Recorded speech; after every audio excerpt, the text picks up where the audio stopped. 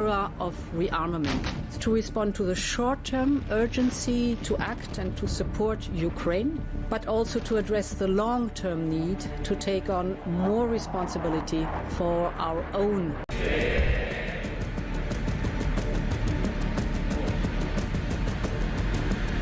It is my pleasure to bring from His Majesty the King a letter. He sends his best wishes and his regards, of course, but he also asked me to bear this letter and bring it to you.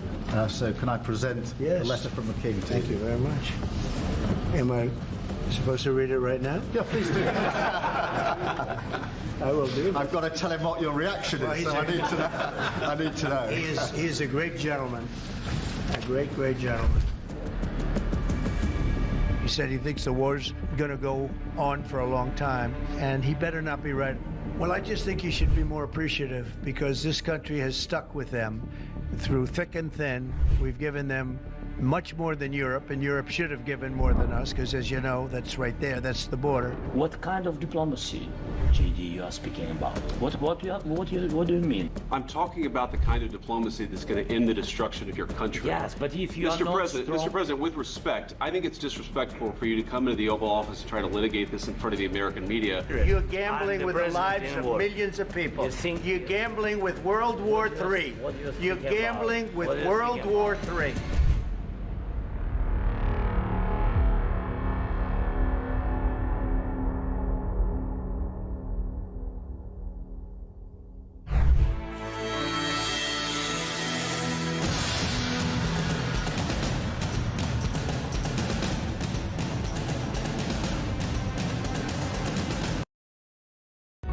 Across the UK, on DAB+, on your smart speaker, on your smart TV, and on your side. This is Talk.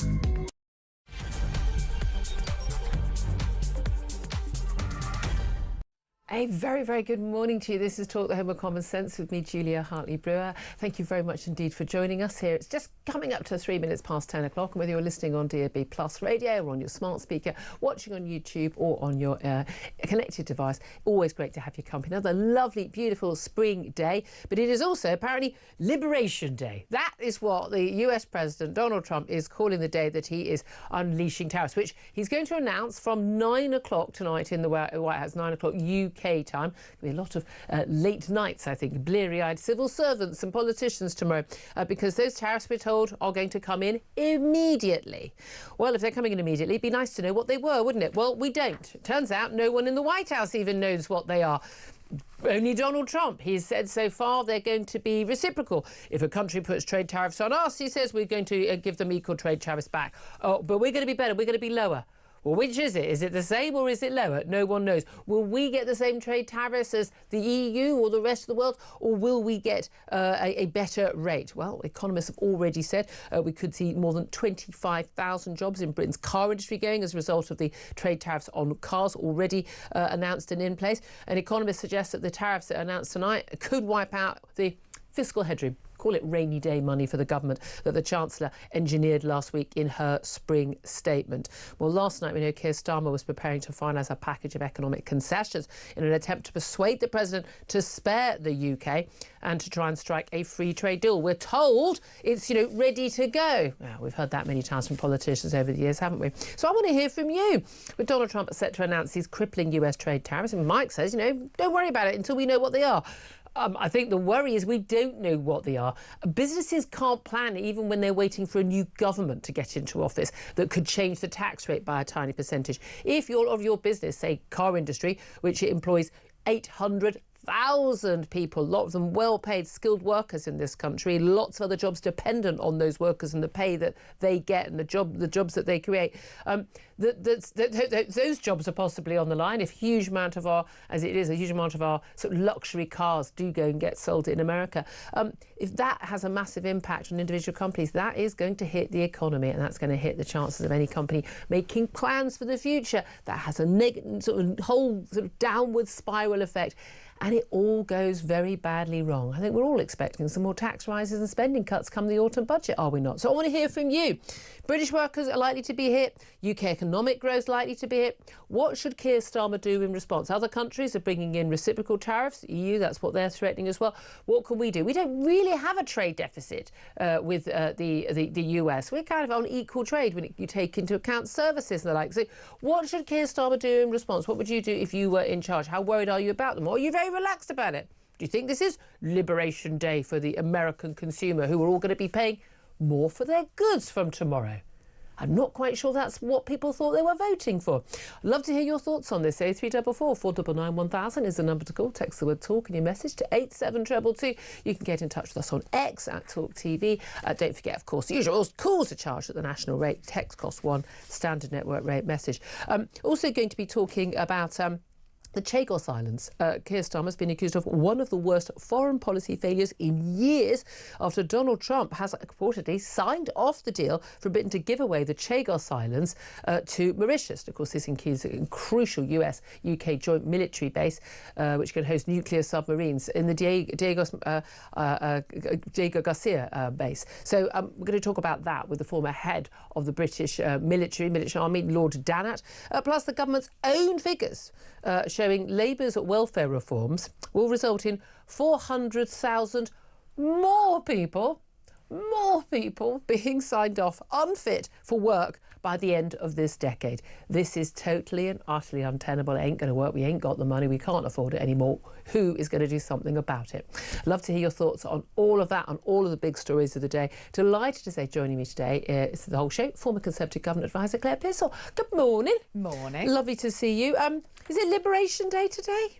Well, we don't know yet, do we? We don't know how this is going to affect us. We don't know what the details are. We've all got to wait until 9 o'clock this evening.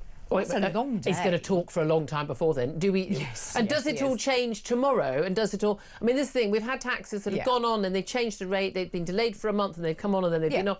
And there's frantic phone calls. We know that the White House press secretary was saying yesterday, around 5, 6 p.m. every evening, it's like, right, this is what I'm doing. I'm settling in, watching a White House press briefing.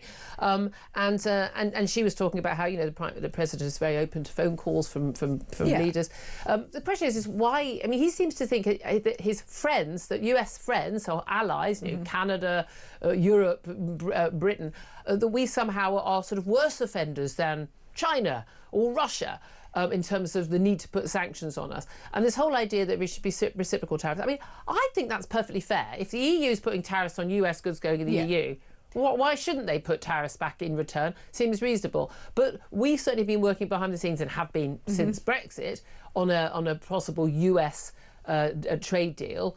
The question is what concessions we make over, pharmaceutical companies, the NHS, people are obsessed with chlorinated chicken. I know. You go on holiday to America, you have buffalo wings, you've had chlorinated chicken. Are you still alive yet? Well, get over it. And I'm sorry. But, of course, another threat to our farmers, that Australia trade deal, massive impact. Yeah. So, there are big impacts. Trade, there's lots of companies that don't trade with America, but there are a lot that do. A lot of big industries, like the car industry, 800,000 workers. There is a big concern that can kind of tip us over to zero growth, we're almost there anyway, to minus growth, to recession. It will do, and potentially losing 40,000 jobs in the automotive sector, which is a hefty portion of those jobs. But I think we need to understand, are these going to be reciprocal tariffs? Yeah. Or is he going back to the blanket 20% on all countries, which was the last thing I heard last night? So I think he's Does going he backwards know and yet forwards. either? No, I don't think he does. And I think that we're all going to have to wait up until that moment that he starts speaking at some point for that detail to come through. Is this all just a cunning ruse from him? Sort of, it's again, he's the big disruptor. You can't predict. People get panicked. He could have upped them to 80% any time. And I was watching an interesting report, Ed Conway, who is a superb, he loves his graphs. Yes. Absolutely brilliant in all the figures. And he was talking about, in the Cold War, we were looking at basically equivalent of 48% tariffs. And if you get to that point, and we're looking with some countries around the 30% mark plus, if these go ahead, because they've already got some tariffs as well. Once you get past that point, you basically have a barrier to trade that is so great that there isn't any trade. Yeah. Now, as we saw with what happened in 2020 when trade got cut off, and the number of freight cargo freight tankers that are going around the world, and that's container tankers, that just literally went off the scale. So instead of being able to hire one of those big containers for sort of $2 or $3 grand, it was costing 17 grand. Oh, and then you can't get anything. If you do get anything, it costs a lot of money. You have to wait a long time for it. There is a massive impact on this, especially with our just-in-time economy.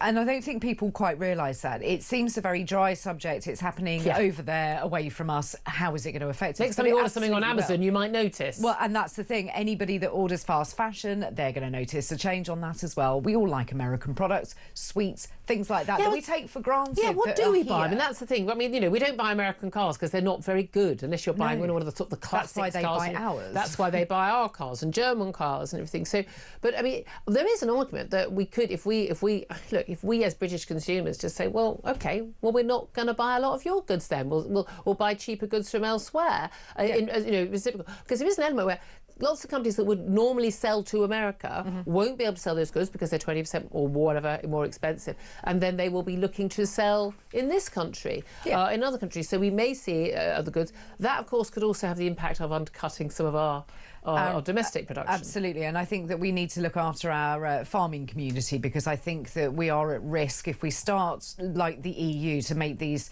changes to tariffs. We're going to affect our own farmers and our own produce makers. And I think that we need to be really careful with what we do. And I do think actually this sort of wait and see rhetoric from Keir Starmer's not a bad one in that respect. Not, it's all very well, the EU, Ursula von der Leyen being all sort of, big I am. Let's see how this works out. If you sell a lot more goods to another country, you haven't really got the power. One of the things I am worried about, that it's not just economic, is that actually we see economic sanctions as a crucial part of diplomacy and of warfare now, in terms of economic sanctions on Iran, economic sanctions on Russia and the like. Think about economic sanctions. They're an extension of national power. They only have power if people want to buy your stuff. Okay. One of the reasons why America wants to, keep control of the global oceans and is concerned about China seizing by military or any other way at Taiwan is because they want control of the South China Seas. There's massive, very, very important routes for shipping. Your trading power, your economic power is crucial to your military power, as we know with our absolutely hopeless economy. Let's put more money in defence. Well, we haven't got any, So these things are all massively tied in. I worry they're also tied in the other way, which is that actually an economic trade war could end up leading to such bad relations between countries that were, until a few months ago, considered close allies, like Britain and America, the EU and Australia, the Five Eyes, Anglophile nations, that we could end up seeing an explosion into real war. I'm genuinely worried that there is a lot more that could go wrong in this. And I think you're right, and there is. The international implications of this are enormous, and the strategic importance of places like Greenland can't be underestimated. Trump saying, oh, if I want it, I'll have it. And J.D. Vance going in there and saying the same thing. Well, hold on, you can't just go and take territory that isn't yours. And people forget again, Greenland is all about economics. Absolutely, it's all about control and shipping routes and getting the Arctic. The minerals. So is Panama Canal. It's all about economics. It's all about economic power, which promotes military power. Military power promotes economic power. It's circular. It's all tied in. There's a lot more going on. Whether this is Liberation Day or not for American consumers who are going to face 20% plus hikes on goods coming into the country, even, by the way, for their own cars. Oh, my God, they love their cars and they need their cars. You can't get anywhere in America unless you're in the middle of one of the big cities, unless you've got a car. And we're looking at people facing huge hikes on cars, not just the BMWs or Jaguars coming from Britain and Europe, but on American cars, because there isn't a single American car with a new American brand made in America that does not have auto parts that come from, which are now going to face those tariffs, including those 20% tariffs over there, coming from another country, whether it's Mexico, Canada, or anywhere else. They go in and out 2 or 3 times. We're looking at a huge extra cost for one of the basics of American consumer life. And it's the symbol of freedom, isn't it, for all Americans? They've got their car, they get their licence and they go and drive. And when you're talking about the basic car parts making 6 journeys in and out of tariff areas, people aren't going to be able to afford it much longer. No, it's absolutely. I'd love to hear your thoughts on this. Do you think there's method in Donald Trump's madness? Is he trying to? Is this all going to get? We're going to get over this in a month, and he's going to actually undo all of the madness of tariffs that does impact trade, and we're going to have more freer trade? Or do you think this could escalate worse? What should Keir Starmer do? What do you think? Do you think he's playing a good game so far, just trying to quietly get that deal behind the scenes for a free trade deal? What are you willing to give away? Because there will be a cost to a free trade deal, ironically. Do give us a call. 0344 499 1000 is the number to call. Let's also talk about the Chagos Islands. Extraordinarily, Donald Trump has signed off on the Chagos Islands deal. I think he, like, let's face it, the rest of us didn't know where the Chagos Islands were in the middle of the Indian Ocean. We Googled it on the day it first became news. But the crucial thing is the Diego Garcia military base. The view was always, well, the Americans won't like this. Why would we give the Chagos Islands, which are ours, to Mauritius? They've never owned them. They're thousands of miles away. They're very close to China. Diplomatically, this is a disaster for us. It's a crucial military base. Our nuclear subs can port and the like. But with this, the assumption was the US they were trying to get over the line before Donald Trump got in, because they thought that Donald Trump would veto it because it was such a mad deal. Turns out he's ready to sign it off. What on earth is going on? I don't know. This story broke when I was on your show a few months ago. I remember it coming in. We did quickly get our phones out and go, Chagos Islands, where are they? I had dealt with the Chagos Islands at the Home Office previously because I'd met with some of the Chagosian community who are rightly angry about this. They've not been asked if they wanted their homeland to be given away to Mauritius. They're not living there anyway. They're not. I mean, but they basically, haven't like been given a 3% choice. or 1% of the population of the Chagos Islands is now the Chagosians. It is. Yeah. I mean, the rest That of it ship is has Diego Garcia. But I think the real concern that we have, giving away plus giving extra money to Mauritius for taking them off our hands, but we open the door to further intrusion from China. The Mauritian government is incredibly close to China. Who's to say that drones, satellite imagery is not going to be appearing across Diego Garcia, compromising all of us? Who's it? It will. I mean, it just will. Yeah. It's madness, isn't it? Let's also talk about, we're going to talk to Lord Dannatt, the former military chief. No, he knows his stuff, and he's actually said previously, we should just give the Chagos Islands to US. That's better than giving it to the Mauritius. At least they won't go to Mauritius. I'm not sure whether that would even work now. What do you make of also the latest NHS surveys? There's a sort of these public these public opinion surveys which have been going on for many years, showing that NHS satisfaction has hit its lowest level ever. I mean, what a surprise! This is considered the gold standard measure of public satisfaction. This survey, it's a regular survey been carried out since 1983 by the King's Fund think tank and the Nuffield Trust. Public satisfaction with the NHS has dropped to a historic low. Only 1 in 5 people are happy with how it's working. It was a 1 in 4 roughly only a couple of years ago. Largely, it's driven by dissatisfaction with A&E services, access to GPs, and access to dentists. So, i.e., most of the services most people ever use. Once they get to see a consultant, they're happy, but otherwise they're not happy with it. I mean, it shouldn't be a surprise, but it is interesting because previously people have always said, well, they're angry about this or that individual story they see in the news, but their own personal feeling is that they think the NHS has done well. I don't meet many people who say that anymore. That's because nobody can get into the NHS to start with. If you try and get a GP appointment, it's nigh impossible. You have to run a gauntlet of e-consults or online systems, and then receptionists. So you can't get into it in the first place. And I think everybody's attitude towards the NHS has changed since COVID. Before that, we were quite rightly proud of the system that we had. It may not have been perfect. I wasn't quite rightly proud of it even before. It may not have been perfect, but most people had a pretty good experience. Yeah. When you're actually dealing with the individual people, always lovely doctors and nurses, I mean, well, most of the time, and you feel like once you got in, you've got a good service, and you felt some sympathy for them that they were working in a difficult circumstance. That's right. And then after COVID, where nothing has returned, the services appear worse. You can't actually criticise it because then you're told, oh, well, you mustn't do that. It's a bastion of being British. Don't stop us. Absolutely ridiculous. I think that ship, again, phrase of it, the ship has sailed. I think people are now realising when you look at what's happened in other countries, and their health systems did not shut down for everyone other than 80-year-olds with COVID. I'm sorry, it didn't. And they're not seeing the death rates that we're seeing. I mean, 20,000 people dying just because they can't get treated in A&E, even when they've gone to A&E. And we had the thing the other day, my daughter had hit her head, had concussion, which actually ended up, really being quite unwell for a week. And genuinely, should we go to A&E? what we're just going to see an A&E for 8 hours with people being drunk and vomiting around us. We're not, you know, we live near enough that if something happens, we can rush there. But realistically, unless it is literally your leg is hanging off, you're having a heart attack, you're thinking, what's the point? I'm not going to get treated for hours, certainly on a, on a Friday night or something. I mean that's the thing. I think a lot of people just think, they just kind of shrug and go, it's not worth it. We're not going to get it. And that is not a way to live. Just finally, in this section, before we go, lots of calls already coming in. Let's talk about the Centre Barley charity. There's the fallout on the Prince Harry and all the trustees leaving the Centre Barley charity, the charity set up in the honour of his late mother, Diana, Princess of Wales, in southern Africa, and basically saying, they want to get rid of the woman running it, Sophie Chandauka. She, of course, did this devastating interview on Sunday where she basically said she'd been bullied and receiving sexist, racist, horrible bullying. She now, she's accused Prince Harry of harassment. She now had to shut down her social media after she was trolled by what they call themselves the Sussex Squad, don't they? Yes. The people who love Meghan and Harry. Some of it being absolutely vile, racist abuse against her. She is a black woman. What I find extraordinary is one of the things I'll get if I criticise anything Meghan does, even I'll criticise Harry and Meghan. Apparently, I'm only racist. It's only racist when I'm criticising her. Not him. But so I don't know what my motivation is against him. I don't know. Gingerist? I don't know. I married one of those people. It can't be. But so they're the people who go, anyone who criticises Meghan is just a racist.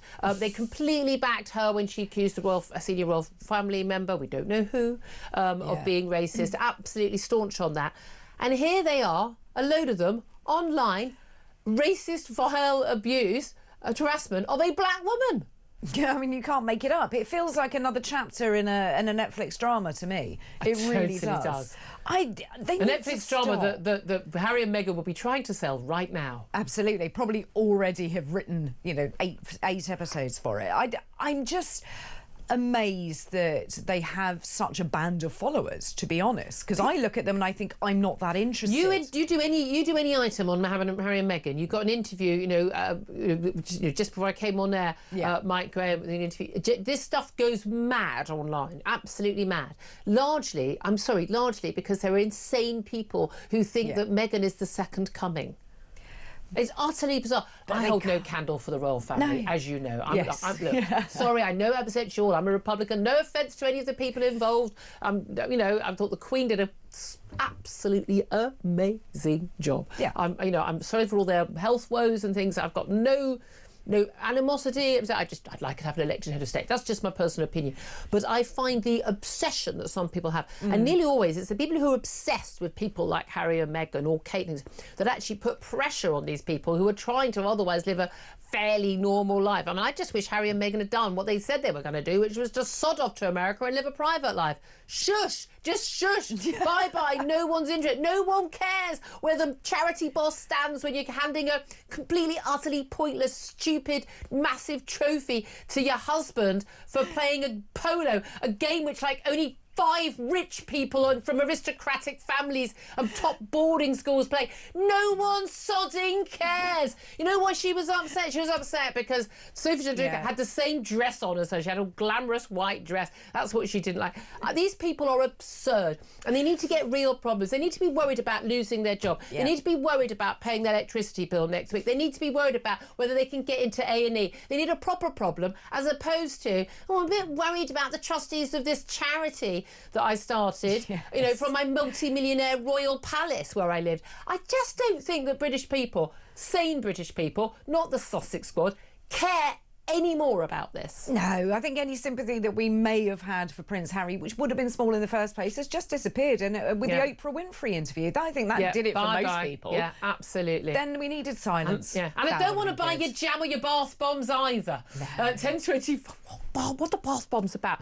Don't get me started. 10:24 is the time. Love to hear your thoughts on this. Would I like to hear your thoughts on this? You've got a call. Let's have a debate. You're a big Sussex Squad person. Give us a call. But the rest of us are going to talk about important stuff that actually matters, which is these trade tariffs, because they are going to hit us somehow, whether it's directly on cars here or directly on other goods. They're going to hit our jobs. They're going to hit our economy. When our economy is hit, we're going to see our taxes go up. We're going to see some government spending go down. I want to hear from you. 0344 499 1000. What should Keir Starmer do in response? This is Talk.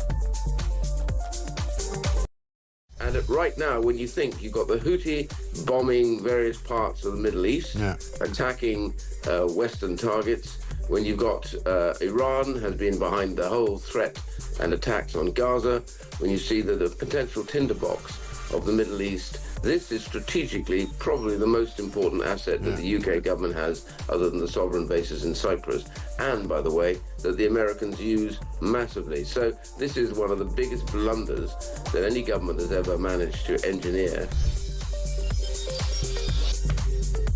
The UK on DAB+, on your smart speaker, on your smart TV, and on your side. This is Talk. This is Talk, the home of common sense. 10:28 is the time. Just by the way, some breaking news for you. Heathrow Airport bosses have been, well, the Chief Executive Heathrow Airline Operators Committee, Nigel Wicking, has been being questioned by MPs on the Transport Committee in the House of Commons. And Heathrow Airport bosses were warned about a potential failure at the electric substation less than a week before that major power outage closed the airport for a whole day, they have heard. They have been raising issues of resilience after cable and wiring took out lights on a runway, and they were warned about this. But why didn't they arrange better backup? I mean, tens and tens and tens of thousands of people had their flights affected. We'll get to more of that later in the show. Right now, let's get to your calls about these US trade tariffs, bizarrely called Liberation Day by Donald Trump. They're going to be announced at 9 o'clock this evening. 0344 499 1000. I want to hear from you. What do you make of them, and what should Keir Starmer do in response? Let's go to Derek, who's in Manchester. Hello, Derek. Hello, Julia. Hello. Hiya. I just do not understand why all the fuss about what Donald Trump's doing, because really and truthfully, he's obviously trying to get industry to come back to America because of years of other politicians destroying it, just the same as they have done in this country. Yeah. I remember back in the sort of 70s when we had massive engineering firms all over this country. We made stuff throughout the world. Some of that stuff is still running in places like India. And now what have we got? We've got absolutely nothing. We've got call centres and nail bars, mate. That's our entire economy now. Yeah, because of bent politicians who took backhanders to sell our country right down the river. And that's what the problem is. So why are we all calling Donald Trump for doing what... OK, no, I completely understand. If the tariffs will work in a way where they can basically say, look, encouraging companies to basically onshore instead of offshore, bring your factory back to the US, it'll be much cheaper. But given that the tariffs are on things like car parts as well as cars, well that's the idea. It's worth a try, isn't it? It's worth a try. Well, the only thing is, Derek, here's the thing. When there's a lot of uncertainty, businesses don't, for instance, go and build a massive multi-hundred million pound car plant. They need to have certainty, and they don't know. We don't know what the tariff's going to be tomorrow. You've got a market to sell stuff. I mean, it's like this country. We've sold our industry down the river. Absolutely. All politicians have. You know, our politicians, and I'm sure they've all had backhanders for what they've done. I don't think they've had backhanders. I just think they genuinely don't understand the importance of manufacturing jobs. Come on, grow up. You're not telling me that companies who wanted cheap labour and wanted to make stuff abroad and still sell it in this country haven't been paying politicians off. Wait a minute, but why did they have to pay a politician off for that? They just moved their factory. They just closed their factory down and moved to India or China. Pardon? They don't need to pay someone off to do that. They just close the factory down here and they pay someone a quarter of the wages in another country. And that's where your politicians come in, by stopping them selling it back into this country.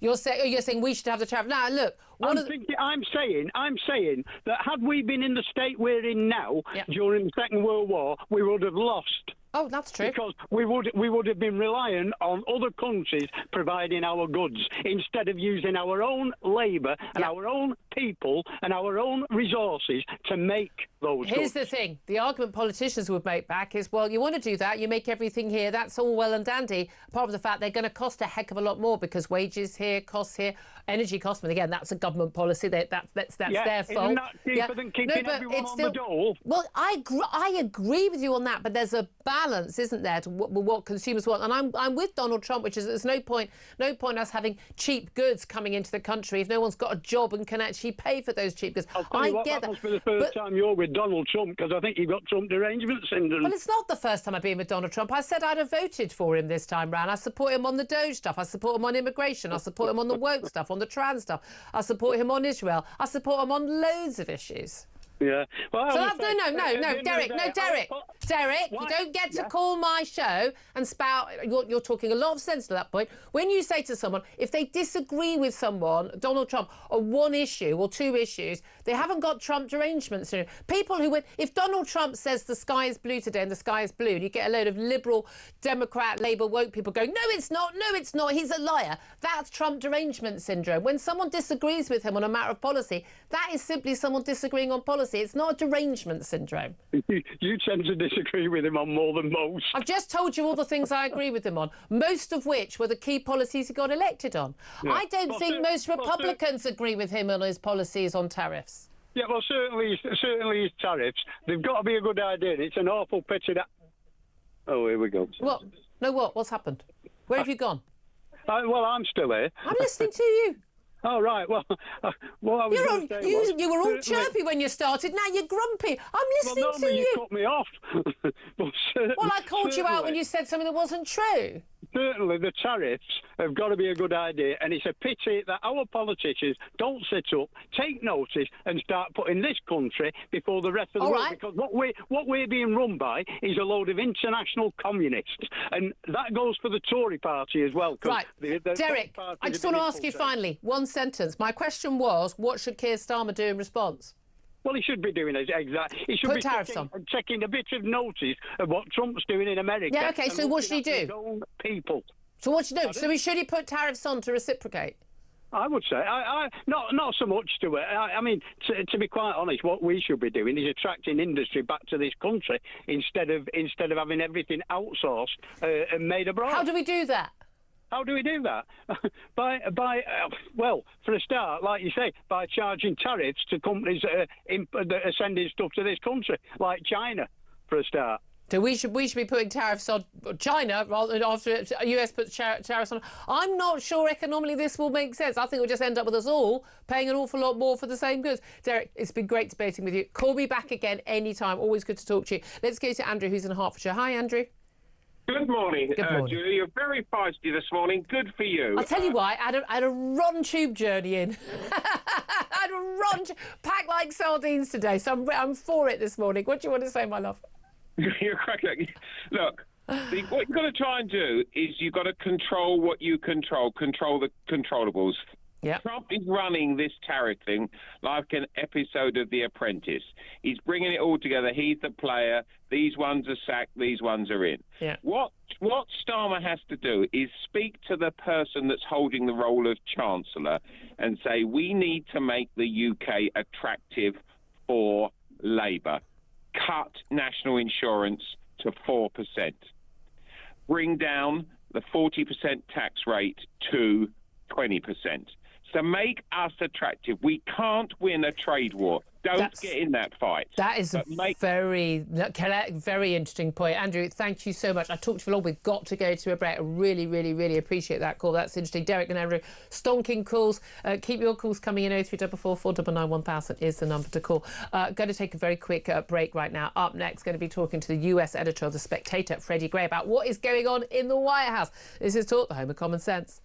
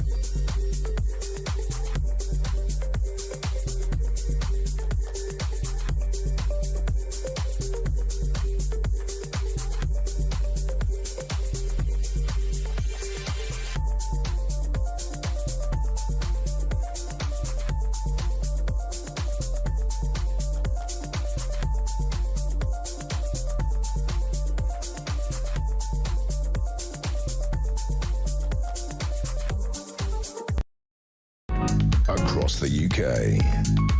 On DAB+, on your smart speaker, on your smart TV, and on your side. This is Talk. This is Talk, the Home of Common Sense, coming up to 10:38. Let's go straight to Freddie Gray. He's a deputy editor of The Spectator and also their US editor, and joins us now. Very good morning to you, Freddie. Good morning, Julia. Happy Liberation Day. Yeah, exactly. This is the thing. Why is Donald Trump calling it Liberation Day? We know at 9 o'clock UK time we're going to find out, we think, what these tariffs are going to be, which countries are going to affect, what goods they're going to affect. We don't know yet. By all accounts, no one in Downing Street knows yet. By all accounts, not many people, if anyone other than Donald Trump, knows in the White House either. So what do you think's going on? Well, I think there's a lot of ambiguity, and that's the big problem here. Is it strategic ambiguity? I think it is strategic. I mean, there are various schools of thought. Two simple ways of putting it is one is that these are negotiating tariffs. He is driving the world markets into complete panic in order to secure what he wants from various nations, and that he might relent slightly this evening. The other is that he is dead set on resetting the global financial system, on undoing decades of neoliberal economic order. If the latter is the case, we're in for an extremely disruptive period and possibly a recession. And I don't make any moral judgments about that. I think there may be an argument that the neoliberal economic order needs resetting, that we do need all that onshoring that your caller just there was talking about. But the ambiguity is the problem at the moment, certainly for people talking about it. The uncertainty, and again, it's all very well. I completely understand the urge to sort of like get companies going. And this happened actually a lot in his first term in office, bringing tax benefits for companies, forget Mexico, come back to America, make your products here, provide those jobs. There's no point having loads and loads of cheap goods coming in from China or Mexico or anywhere else if you haven't got a load of people who've got decent jobs who can afford to buy them. So I do get that. And again, I completely agree with Derek, my caller there, talking about the need to bring these jobs back to the country where people are buying them. The reality is, though, we do live in a very interconnected world. I think the lockdown and the problems there showed us that actually the just-in-time economy we were living in didn't always work and was very, very vulnerable to the tiniest shock, even if it's at one part of the system. And we know certainly, car manufacturing. I think we're absolutely flabbergasted, most of us, by how many goods come from how many different parts of the world and travel in and out of America and in and out of Britain to make those goods. The reality is, though, the cost to not just the world economy, the cost to us, cost to jobs here, car manufacturing and other jobs if we do get recession, but also to Americans. Where are the Republicans on this? Democrats just hate everything Donald Trump says or does, no matter what, even when he's talking sense on things. But surely the Republicans, who are in favour of largely free trade and lower tax, surely they are, the Republican rump, are pretty horrified by this. I think there are still the old Republican rump. There are factions that are horrified by it, but they're keeping that to themselves very much, if they still want to be involved, because Donald Trump has taken over the party. He's taken over the movement. His brand, as we saw in these special elections in Wisconsin and Florida last night, his brand is far more powerful than the Republican Party's brand. And so quibbling with Donald Trump, if you are a Republican publicly, is a bad idea for you. As for actually within the Trump circle, it's a little bit more complicated.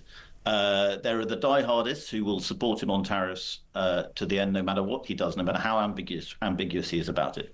There are other people who say we need a clearer sense of what these tariffs are doing. Are they, as I said, are they negotiating tariffs, or are they about totally resetting the global financial world order?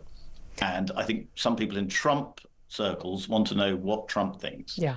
And well, we don't even know whether Trump knows himself. I mean, he talks about tariffs being the most beautiful word in the English language. I mean, nonsense. He thinks that VAT, our sales tax, which America also has, is a tariff. Well, you put VAT, 20% VAT on US goods coming in. No, we put 20% VAT on pretty much all goods from everywhere, including those made here. Therefore, not a tariff. A tariff is something quite specific.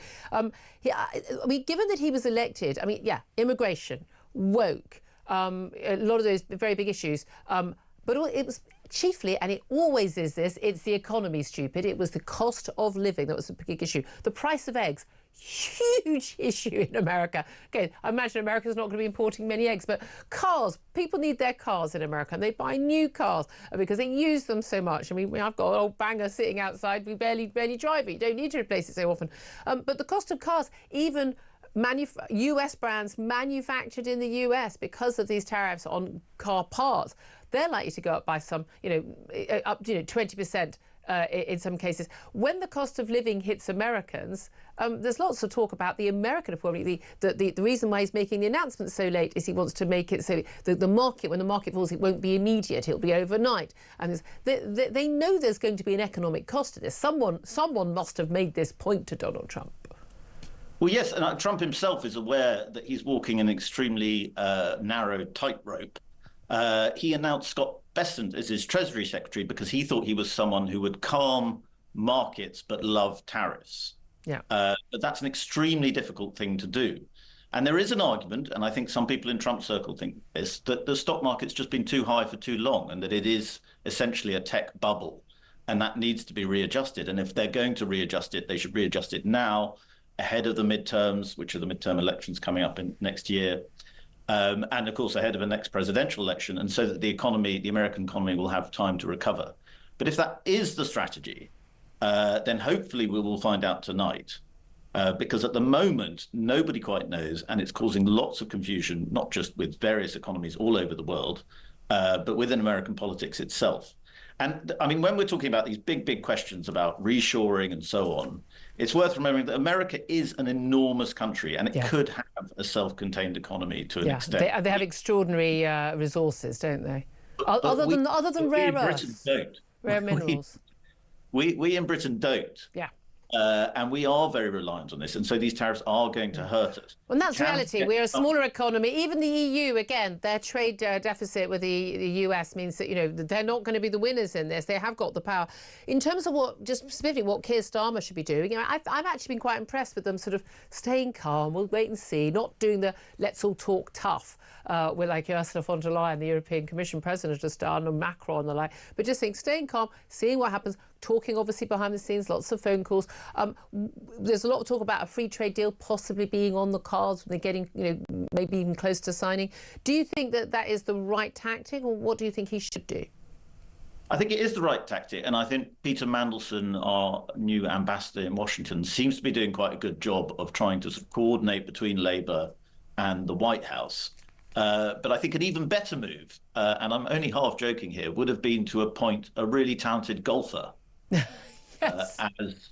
as our ambassador in Washington, because we've just seen what the president of Finland did. I mean, he's almost completely reorientated America's strategy towards Russia. Is Rory available at the moment? I don't know. Just like we should have made Rory McIlroy, exactly. Send him out there and let Trump beat him. Oh, yeah. No, that's totally it. That is totally it. I'm loving that. You've got to think creatively in these scenarios. Freddie Gray, absolutely fascinating. I'm sure you're watching it all very closely. He's US editor and deputy editor of The Spectator. Thank you very much for that. Claire Pistol, what do you think of that idea? It's not a bad one, is it? Somebody that Trump can go and play golf with and beat. I mean, his golf buddy is the envoy on Ukraine. Exactly. So what's wrong with that? We need to be playing the same games, don't we? The same rules don't apply when it comes to Donald Trump. That's the thing. You've got to be different. Are they going to be nimble enough on their feet? They'd love to hear your thoughts. What should Keir Starmer do in response to these US trade tariffs? We don't even know if they're going to hit us, what they're going to be, what they're going to hit. We know nothing yet. What should the reaction be? 0344 499 1000. Time now, though, to find out how you could be in with a chance of winning Oasis tickets to Wembley this summer and £10,000. How'd you fancy winning tickets to the hottest gig of the century? Here at Talk, we're giving you the chance to bag yourself a pair of tickets to Oasis at Wembley this summer. Plus, we're giving away a whopping 10 grand and putting you up for the weekend in a London hotel. All you need to do is text the word prize to 83338 and you're in the draw. Alternatively, you can enter by post. Once again, all you need to do is text the word prize to 83338 or you can enter by post. Good luck. 18 plus UK excluding Northern Ireland. Enter by text for £2 plus one standard network charge by 11 p.m. on the 7th of April 2025. Or post your name and number to Oasis Competition, PO Box 3190. Colchester CO2 8GP to arrive by 5 p.m. on the 10th of April 2025. Full terms and conditions at talksport.com. This is a News Broadcasting Network promotion. Very good luck with that. You do not want to miss out. Up next, we're going to take a quick break, and then we're going to be talking about Labour's welfare reforms to take down that welfare cost, which somehow is going to see an extra 400,000 claimants apparently unfit to work by the end of this decade. Can we afford that? The short answer, of course, is no. We'll discuss that next. This is Talk.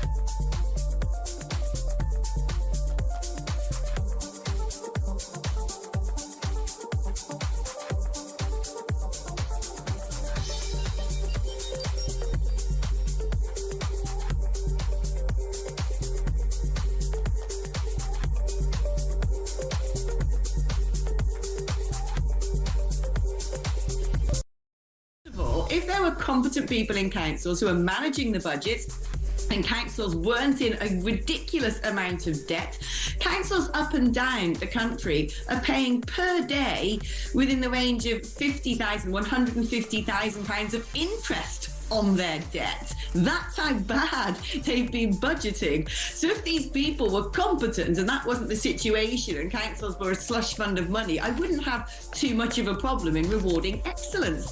But you couldn't get away with this in the private sector, could you? The UK on DAB+, on your smart speaker, on your smart TV, and on your side. This is Talk.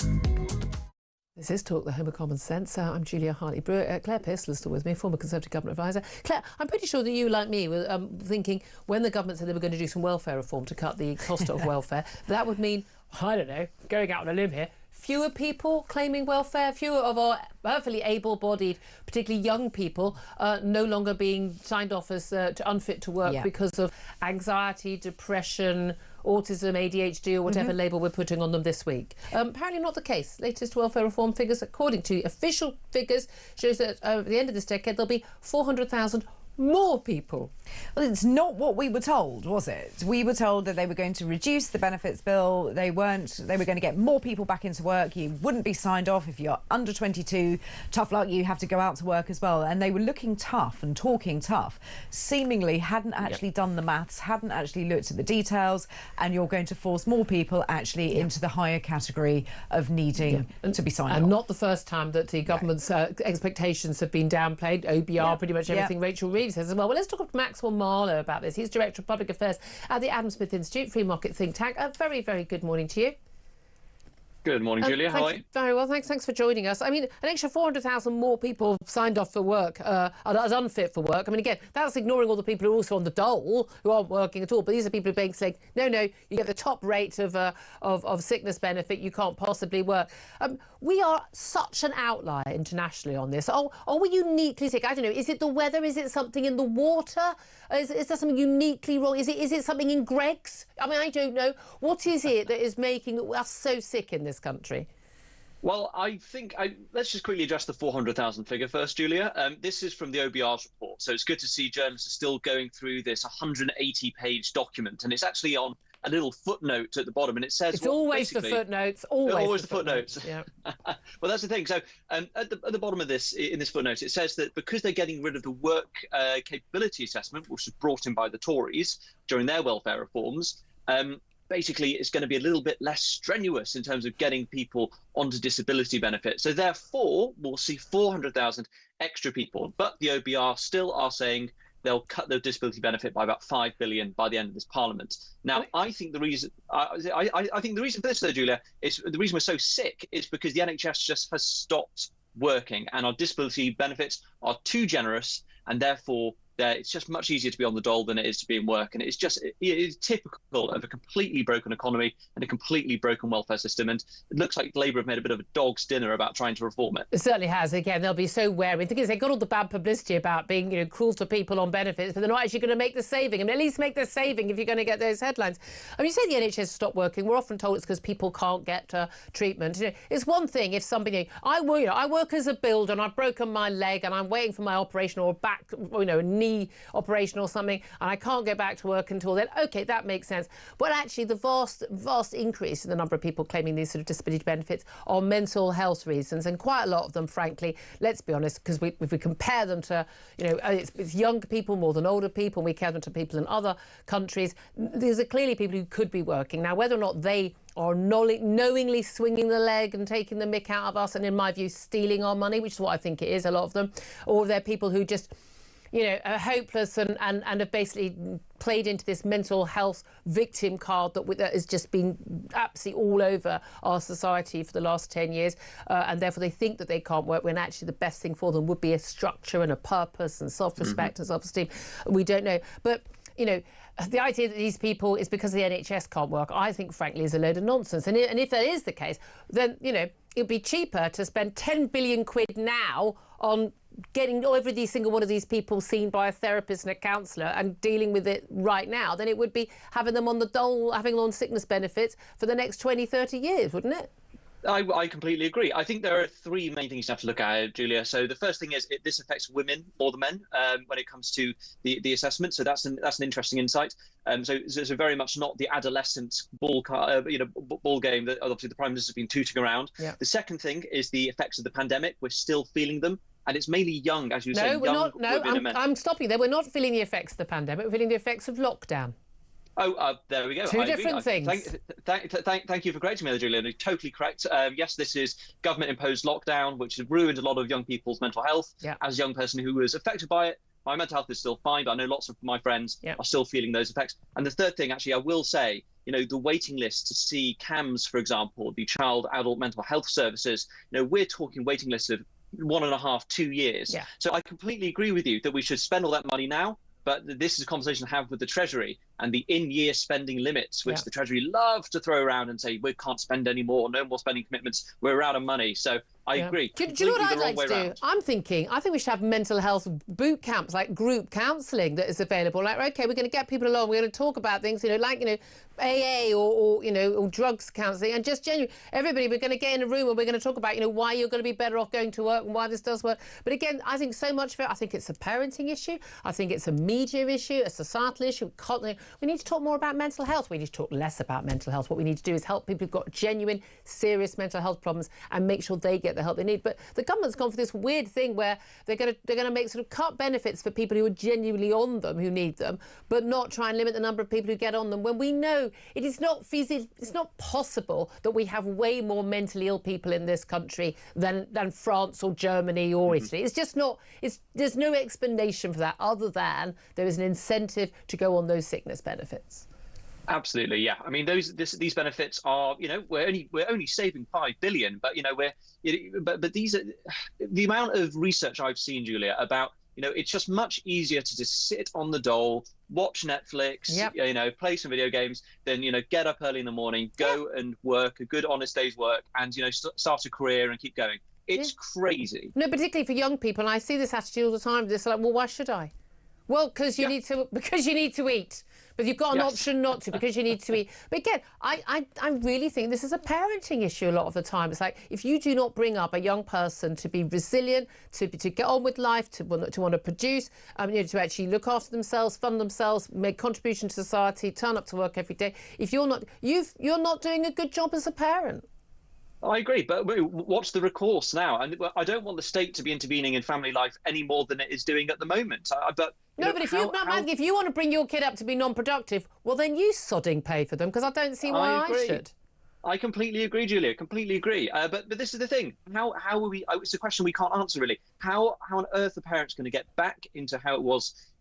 Pre-lockdown, when actually we weren't having these huge problems, and parents were having a lot bigger role with good role models supporting their children. Absolutely. Really good to talk to you, Maxwell. I hope you come back on the show again. Maxwell Marwell at the Adam Smith Institute. Claire, you and I know, on air and off air, often talk about parenting. We've both got teenagers, and I think this is a very big issue. A lot of young people who don't want to do a weekend job, or even people, university grads who go, oh, well, I'm too good for this. Well, I waitressed after university. I clean toilets. I mean, get over yourself. I mean, who do you think you are, really? Every job is a job.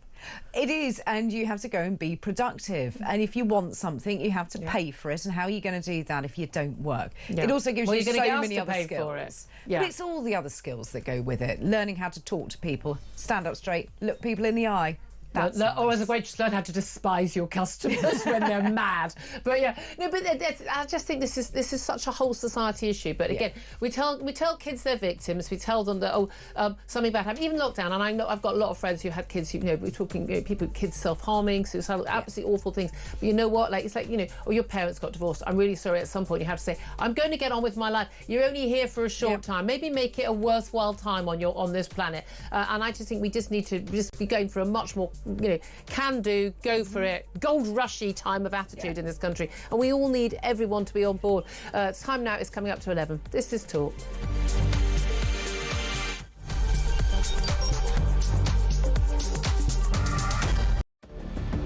I can announce this government will begin the biggest sustained increase in defence spending since the end of the Cold War. We will deliver our commitment to spend 2.5% of GDP on defence, but we will bring it forward so we reach that level in 2027. The answer from European capitals has been as resounding as it is clear. We are in an era of rearmament to respond to the short-term urgency to act and to support Ukraine, but also to address the long-term need to take on more responsibility for our own European security. On Saturday, we also agreed a new £2.2 billion loan for Ukraine, backed not by the British taxpayer, but by the profits from frozen Russian assets.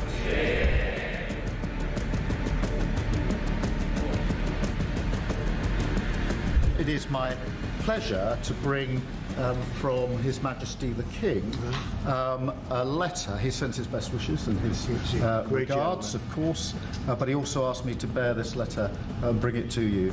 So can I present the letter from the King to you? Thank you very much. Am I supposed to read it right now? Yeah, please do. I will do. I've got to tell him what your reaction is, so I need to know. I need to know. He is a great gentleman. A great, great gentleman. He said he thinks the war's going to go on for a long time, and he better not be right. Well, I just think he should be more appreciative, because this country has stuck with them through thick and thin. We've given them much more than Europe, and Europe should have given more than us, because as you know, that's right there, that's the border. What kind of diplomacy, JD, you are speaking about? What do you mean? I'm talking about the kind of diplomacy that's going to end the destruction of your country. Yes, but if you Mr. President, with respect, I think it's disrespectful for you to come into the Oval Office and try to litigate this in front of the American media. You're gambling with the lives of millions of people. You're gambling with World War III. You're gambling with World War III.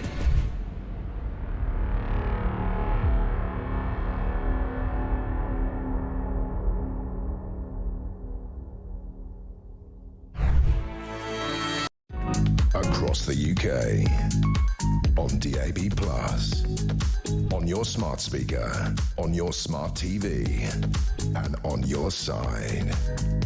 This is Talk.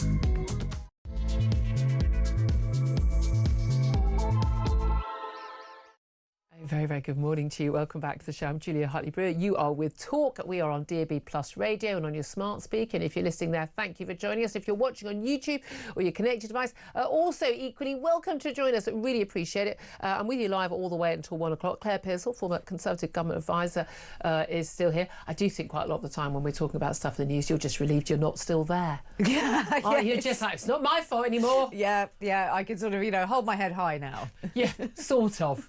It wasn't her fault. She's nice. I think if she'd been in charge, it would have all gone better. Tories might not even be out of power by now. Anyway, we are going to be talking about the fresh economic crisis we face. It's only a week since the spring statement, but Donald Trump is set to unleash these sweeping new tariffs across the world in what the US president has dubbed Liberation Day. Liberating us from what? I don't know. The economists suggest the tariffs could wipe out their so-called fiscal headroom, i.e. day money. The Chancellor Rachel Reeves engineered last week just under 10 billion quid in her spring statement. Plus we're going to talk about the NHS. Why has public satisfaction with the NHS dropped to an historic low? Only 1 in 5 people are now happy with how it's working, according to a new report. Dissatisfaction was focused on A&E, GPs and dentists, i.e. all the people in the NHS we actually see. If you actually manage to see a consultant, apparently we're quite happy with them. Radiographers don't come off badly, but that's what we're unhappy with. Is it the beginning of the end for the NHS? I mean, that's the reality about this, because all this whole thing is based on us all believing the NHS is the structure that we want. We'll talk to Roy Lilly about all of that. Plus, Keir Starmer is accused of one of the worst foreign policy failures in years after Donald Trump, we are told, signed off the deal for Britain to give away the Chagos Islands to Mauritius, ceding Diego Garcia military base, although we're going to lease it back at huge cost, even though we own it right now. This is insane anyway, financially, is going to have influence of China around it because Mauritius is very close to China.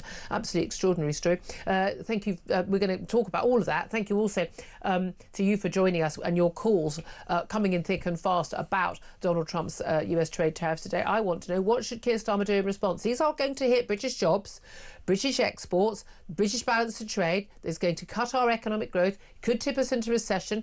It certainly could mean extra costs on the budget and of the country. That means we're looking at more spending cuts, more tax rises, more costs on interest and loads.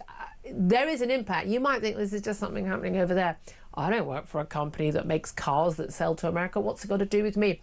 I hate to tell you, it's going to have a lot to do with you. It's going to have a lot to do with all of us. So what do you think that Keir Starmer should do? Give us a call, 0344 499 1000. Text the word TALK and then your message to 87222. Get in touch with us on X at Talk TV. Calls are charged at the national rate. Text costs £1. Standard network rate message. Breaking news we had in the last hour. You would have heard more in the news.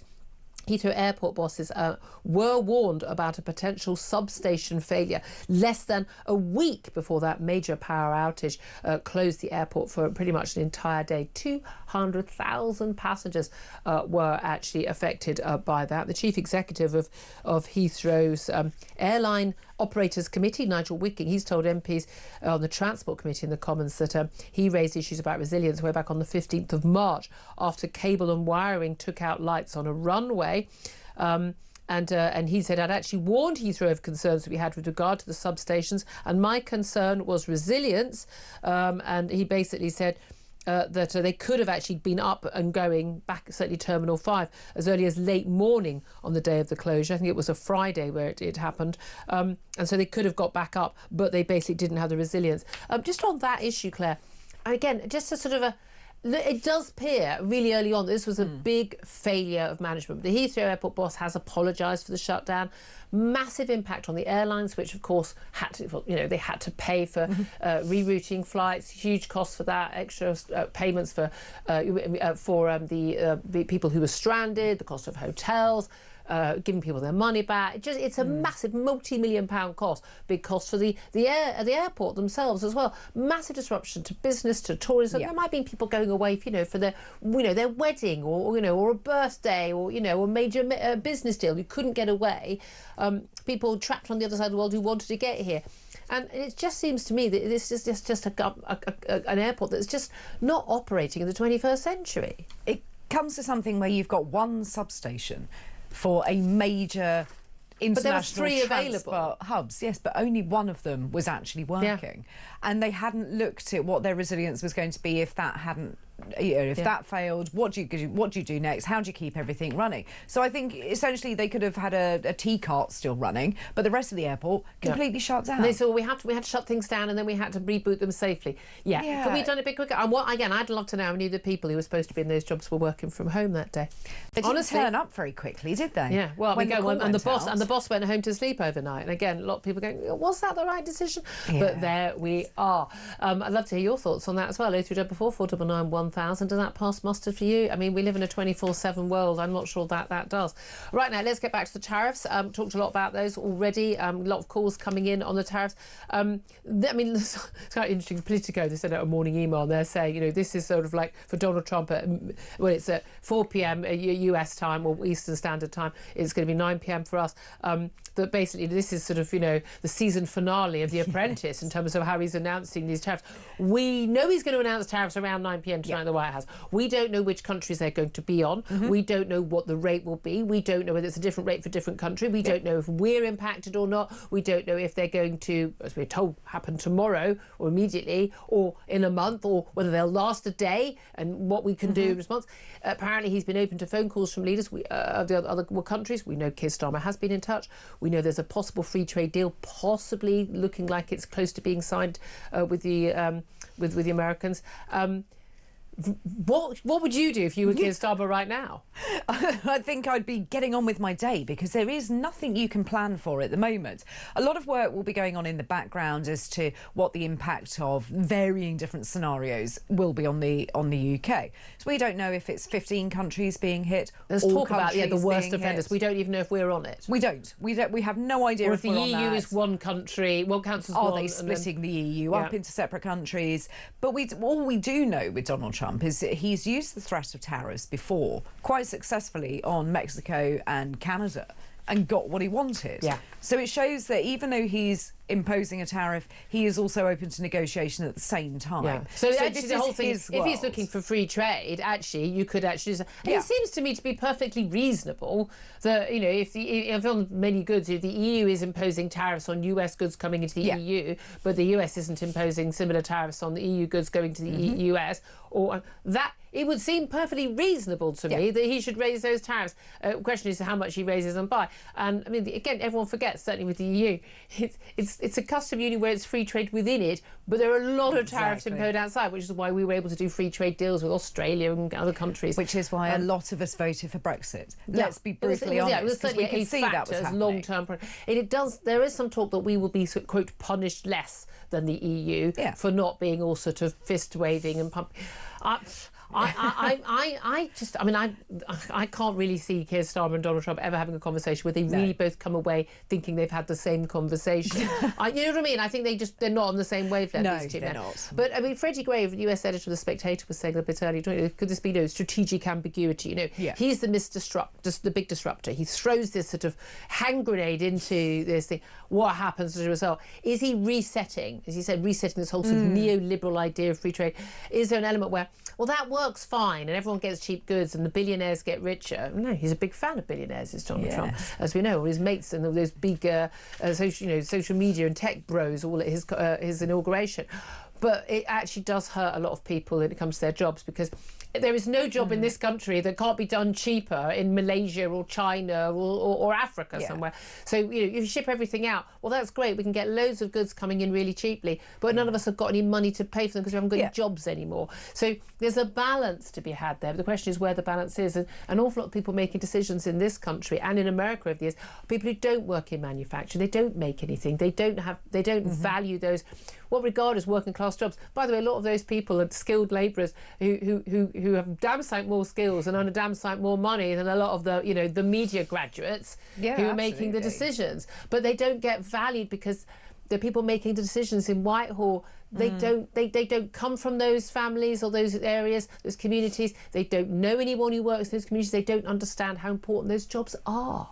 They don't, and they look at things like the steel industry and they don't understand that shutting down a steel mill is going to cause enormous ripples across not only that community but the rest of the country and internationally. And we're only looking now... And affect our ability to defend ourselves, ability to make virgin steel. Exactly, and that was the next impact on it. And you sort of think, well, with defence, this is where we need to be very, very careful. It's slapping tariffs on and knee-jerk reactions because we don't know what the end game is for Donald Trump.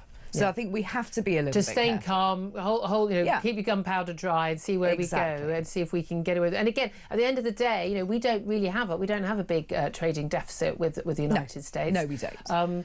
Which is very different from the EU. They do. But also we are, whether we're with the EU or not, we're a much smaller power than the US. The US has the economic might that they're going to win.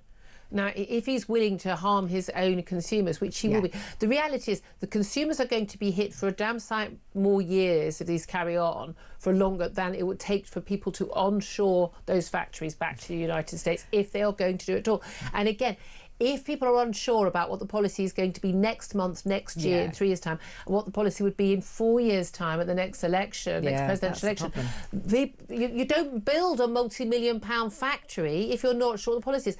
Business needs to know. They need to know what the taxes are going to be. They need to know what their cost base is going to be. They need to know these things. And the thing about tariffs, they are taxes. I don't know what... He's pro-low tax apart from tariffs because he doesn't seem to understand it's a tax.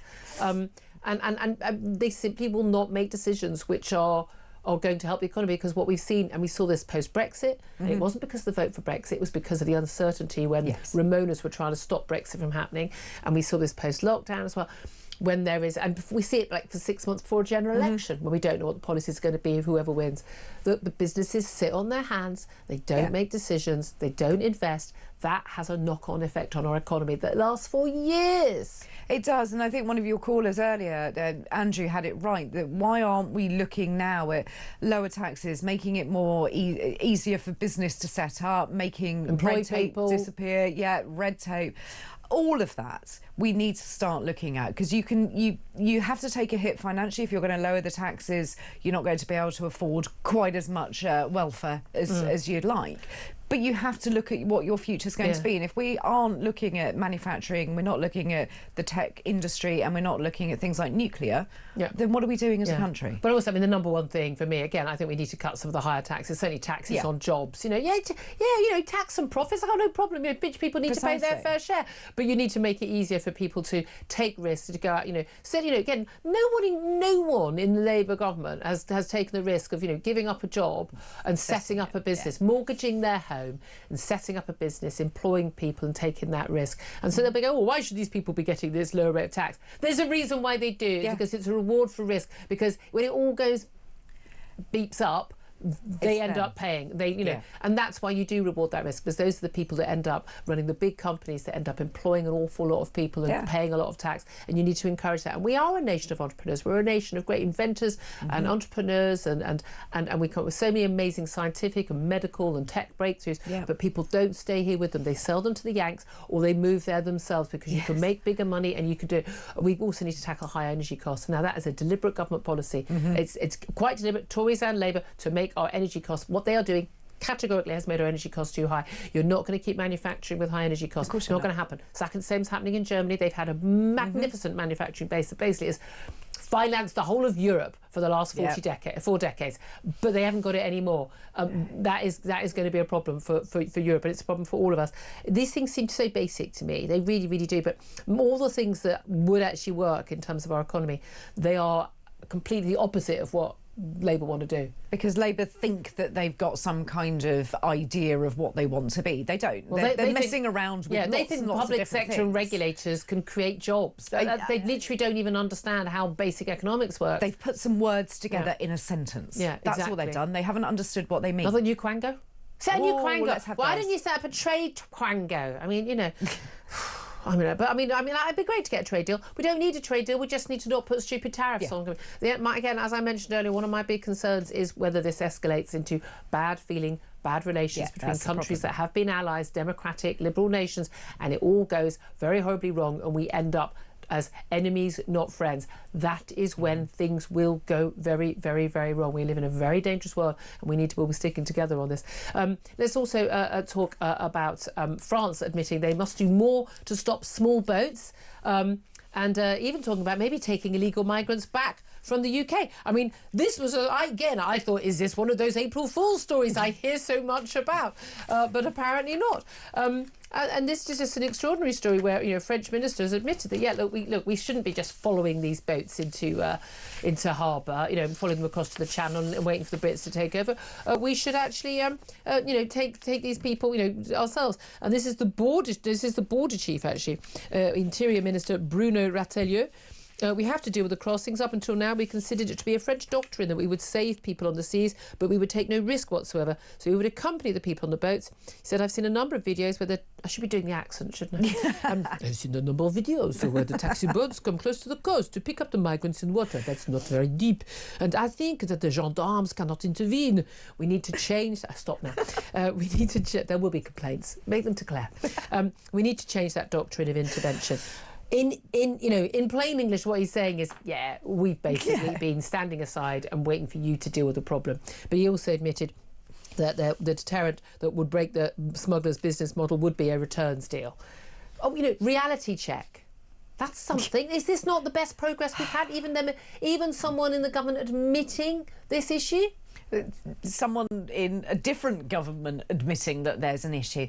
I mean, right, the French, who we give an awful lot of money to apparently it's $2 billion now their shores. $2 billion over the last 5 years or something. It's an enormous amount, isn't it? For them to look and stand there with a pair of binoculars and just go, shrug. Yeah. A baguette. There's going to be so many complaints. I'm going to Paris this week and I can't be rude about the French. Welcome me, I'll be nice. They love it. But also they can't go into the water because, they might get hurt, and they can't go and stop the boats because it's over ankle deep, so therefore that's against the law. I mean, just get the law they've made snipers, shoot the boats. I mean, literally, when they bring the boats into shore, because they don't blow them up on the beach anymore because basically they'll get stopped. Yeah. But they do. Just literally, you've got snipers, shoot the boats with a dart. The boat deflates, no one gets on it. This is not beyond the wits of man. It just takes a pair of scissors. They're not very sturdy boats. You can just go around with a pair of scissors, puncture it. Yeah, job done. You can do that. We used to holiday in Cornwall every year. I punctured enough dinghies over the years. I was going to say, let some teenagers loose on exactly. it. They'll be gone, absolutely gone, wouldn't they? Put teenagers in charge of this. That could be a job creation scheme, couldn't it? Well, there you go. Some British teenagers over onto French beaches. Too much effort. Oh, I think my son will be too much right effort. There's something on YouTube they want to watch. I'm just saying, let's try and think about it. But at the end of the day, France could deal with this if they want to. They don't want to deal with it. But what we've always been told is, well, if only the Tories had been nice to Macron and his mates, then it would be okay. But funnily enough, 9 months in, still not okay. Still not okay, and they're looking at some really strange situations with French elections at the moment. Nobody knows what party is going to come in. Nobody knows who's not going to be arrested when it comes towards the election time. So I think that people are looking after their own jobs now, and some people, like this particular individual, wants to look as if he is, material for the next government coming. Absolutely. Through. Can we also, just finally, because I want to go to lots of the calls as well, but and also we're going to talk to Roy Lilly about NHS satisfaction. This extraordinary ongoing story about Prince Harry and Meghan, basically Prince Harry being accused of basically bullying, racist, sexist, harassment, bullying towards Sophie Chandauka. She is the boss of the woman actually running the Centre Barley charity, the one he set up in the memory of his mother in southern Africa. Something very close to his heart when he set it up in 2006, been very close to it. I mean, more than £1 million from his memoirs, the profits from that went to the charity. Something he cares about. Basically, this mass exodus, this mass resignation by him, the former South African president, or Lesotho president who set it up, both, and all their trustees gone, in basically warfare with the chief executive. She hit back at the weekend with basically these claims of harassment and bullying, and saying, she's got the text messages from particularly other women on the board, saying, as horrified as she was, how she was spoken to. Basically, she said the Sussex, PR machine was unleashed on her, and it's all down to the fact that she refused to basically make a statement in support of Meghan after this absurd thing, this polo match in America where they were trying to raise money.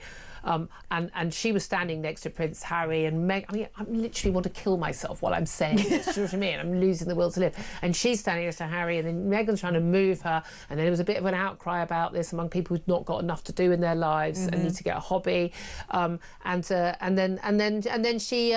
And then she says after that, basically, because she refused to write statements getting involved, she's been bullied. But the extraordinary thing is she's now had to come off social media, it's front of the Sun today, after vile abuse from so-called fans of the Duke and Meghan. Yeah. But hilariously, these fans who said Meghan was treated outrageously by the royal family because she's mixed race and it's racist.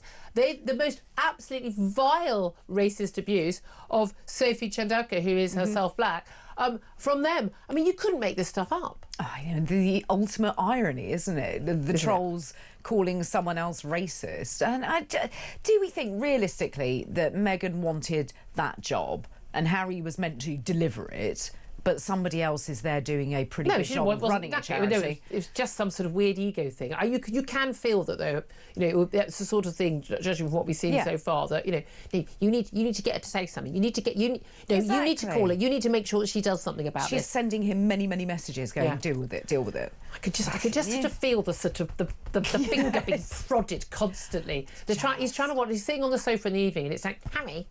He's trying to watch the sport. Harry, and then she's offering him sort of, you know, bath salts or pretzels or jam or a plate of rainbow-shaped fruit. Still can't get over that. I literally still haven't made it. 5 minutes in, couldn't watch anymore. My team have literally go, could you please go to a break? We're going to go to a break. 11:23 is the time. Up next, we're going to talk about how satisfied are you with the NHS? Judging by a new survey, not very. This is Talk.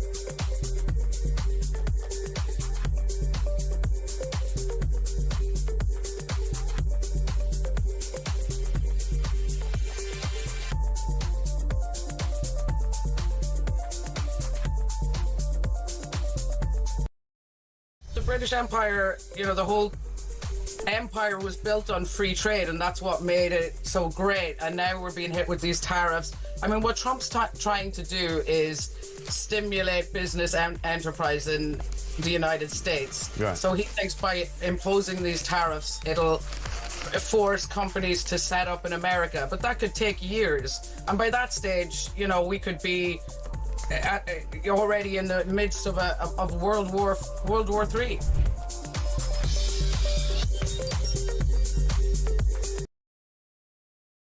Across the UK, on DAB+, on your smart speaker, on your smart TV, and on your side. This is Talk. Talk the Home of Common Sense, 11:25 is the time. Claire Pistol's still with me. I'm Julia Hartley-Brewer, and we're joined now by former NHS Trust Chair Roy Lilly to talk about the NHS. A very good morning to you, Roy.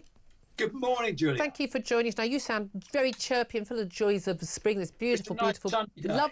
Doesn't it make everyone feel better? But apparently not that much better with the NHS, according to this latest survey. This is a regular survey. It's been carried out every year since 1983 by the Nuffield Trust and the King's Fund, both NHS, well, health think tanks.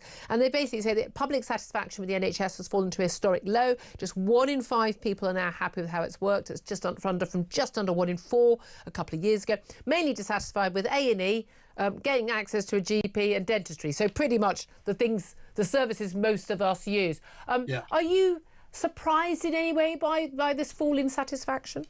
No, not at all. And if you look at the dates, you look at when the study was undertaken, it was during the very worst time over the winter months. And he was around the block, and you know, we've kind of it's I mean, it's a terrible thing to say, but it's almost not news, is it? That's the trouble. It's become the norm. It'd be a bit worrying if people were satisfied. Yep, absolutely fine. This is okay.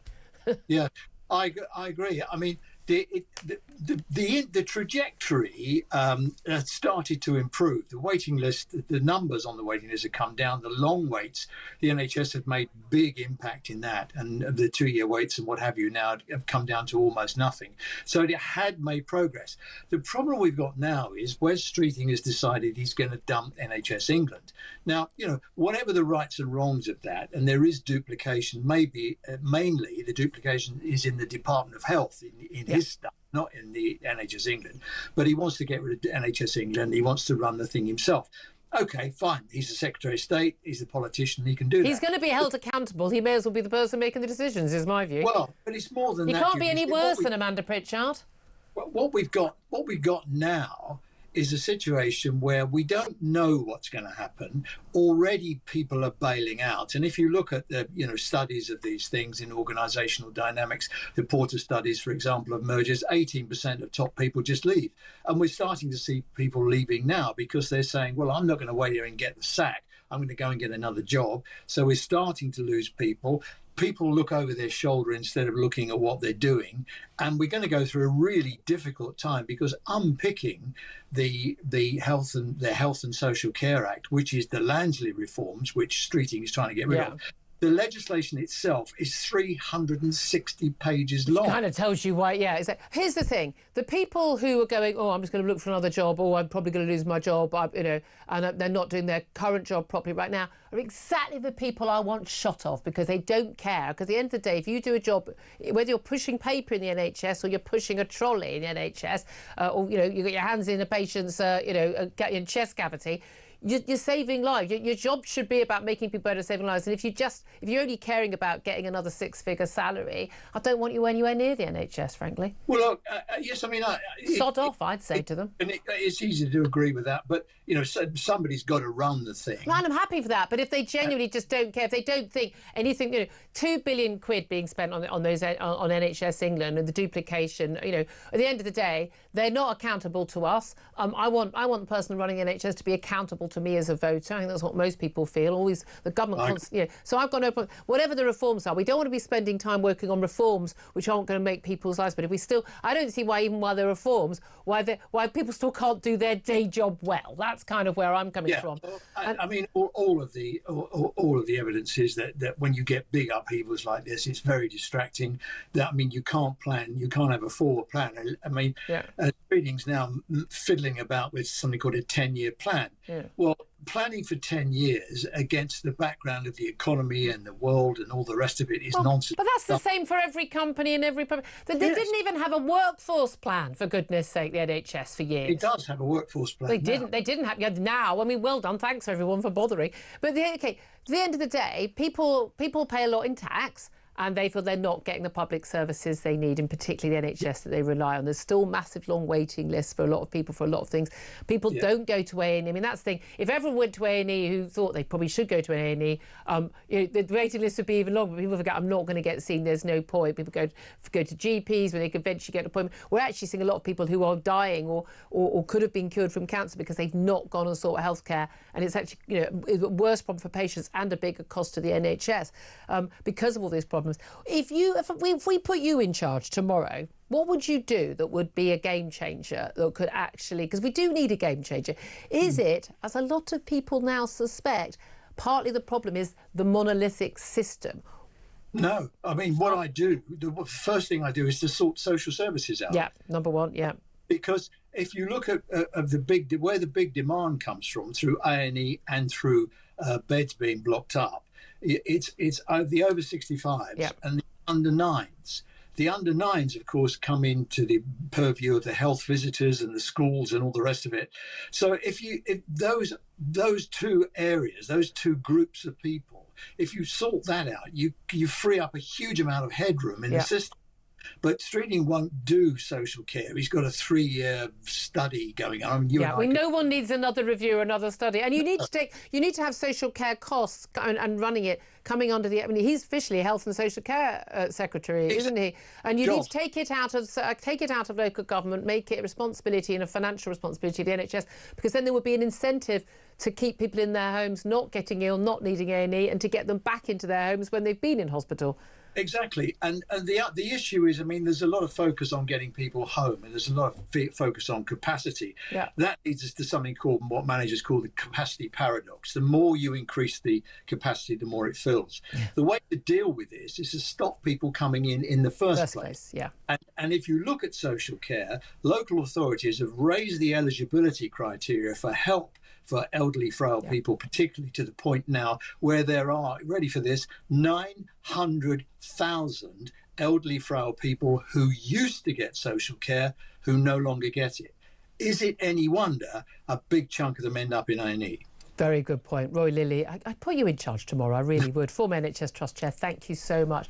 He knows his potatoes on this, Claire. What do you reckon? He does. I think he's spot on. There's the problems in social care that are really, if you need to sort those out. Boris Johnson had a ready-made plan. July 2020. Oven ready to go. 2019, yeah, never happened. Everyone knows. Hospitals and all the rest of it. Let's have another review. Let's have another review, and then you're not going to deal with it. 3 years later, you're not going to deal with it because there'll be an election coming up. I know the answer before people shout at us. People go, "Oh, people should look after their own elderly." Yeah, if you live 200 miles away and you've got a full-time job and young kids, you probably don't have time to do 24-hour care for your 80-year-old, or if you live in a flat, you're not going to move your grandmother in. Funny that, exactly. Yeah, the world has not moved on. Love to hear your thoughts on this. Do give us a call 0344 499 1000. Your experience of the NHS. What do you think in terms of the satisfaction? I'm amazed that 1 in 4 are happy. That's what stuns me, I have to say. Coming up, we're going to get your calls in the next half hour. 0344 499 1000 coming in thick and fast on the reaction. Keir Starmer should have those crippling, we're told, US trade tariffs that are going to come in and announced tonight. First up, we're going to take a quick break, and then we're going to be talking to the former head of the British Army, that's Lord Dannatt, about the deal to basically hand over the Chagos Islands to Mauritius. Apparently, Donald Trump has signed off on that, but why would he do so? There's a military base at stake. We'll talk about that up next. This is Talk.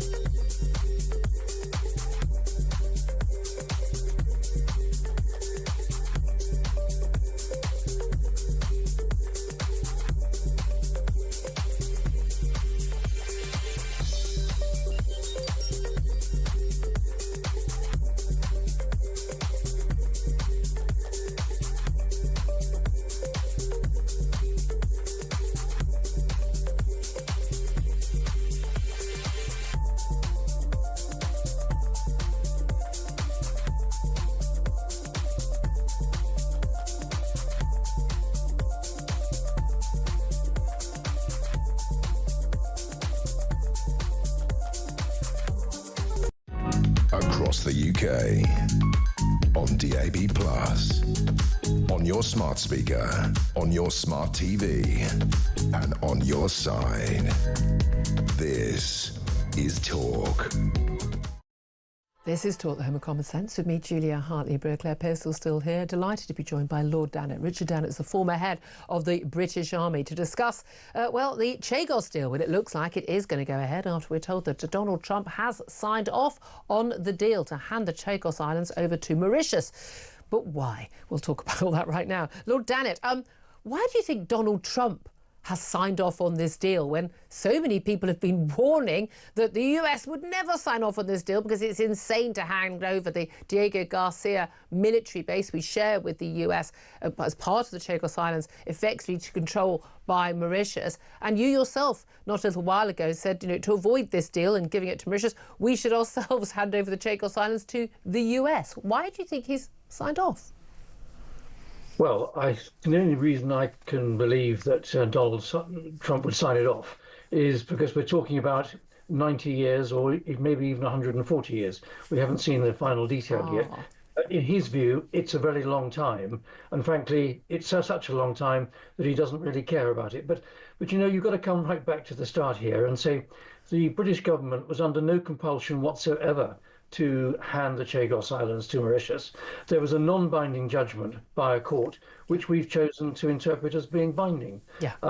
And you know, we are somewhere we don't need to be. And of course, the other point, Julia, is that part of the deal is that we're going to be paying a lot of money for a long time to Mauritius by way of sort of rent, and also sort of reparations. Frankly, when our own economy is under such pressure and our defence budget we need to increase, whichever way you look at it, doesn't seem very clever. I mean, it's utterly perplexing to me. And when things don't make sense, I always think, well, there must be a reason.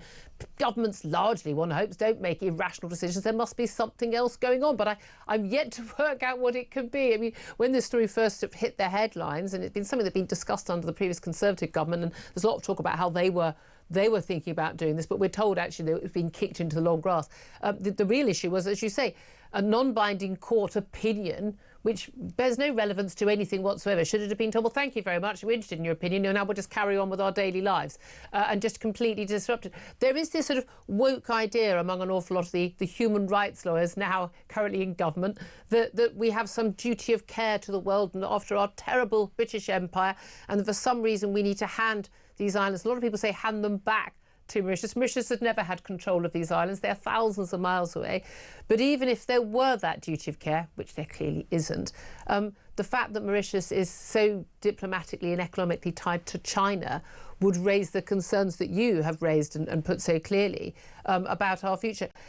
We know that this base, Diego Garcia base, is very significant. It's been used in activities in the Gulf in recent years, been very significant. It's, I think, nuclear subs, one of the few places the nuclear subs can dock. It's absolutely significant. But we also know there are huge dangers. Even if we do lease, utterly madly, pay to lease back the Diego Garcia base, the real concern is that Mauritius will allow China very close access to that base. How big a threat would that be to our military and to our defences? Well, Julie, you've made some very good points there. I think the central point is that the reason why we have any interest in Diego Garcia at all is because we have allowed the Americans to put a large base there. And that large base is there because the world is very insecure at the present moment.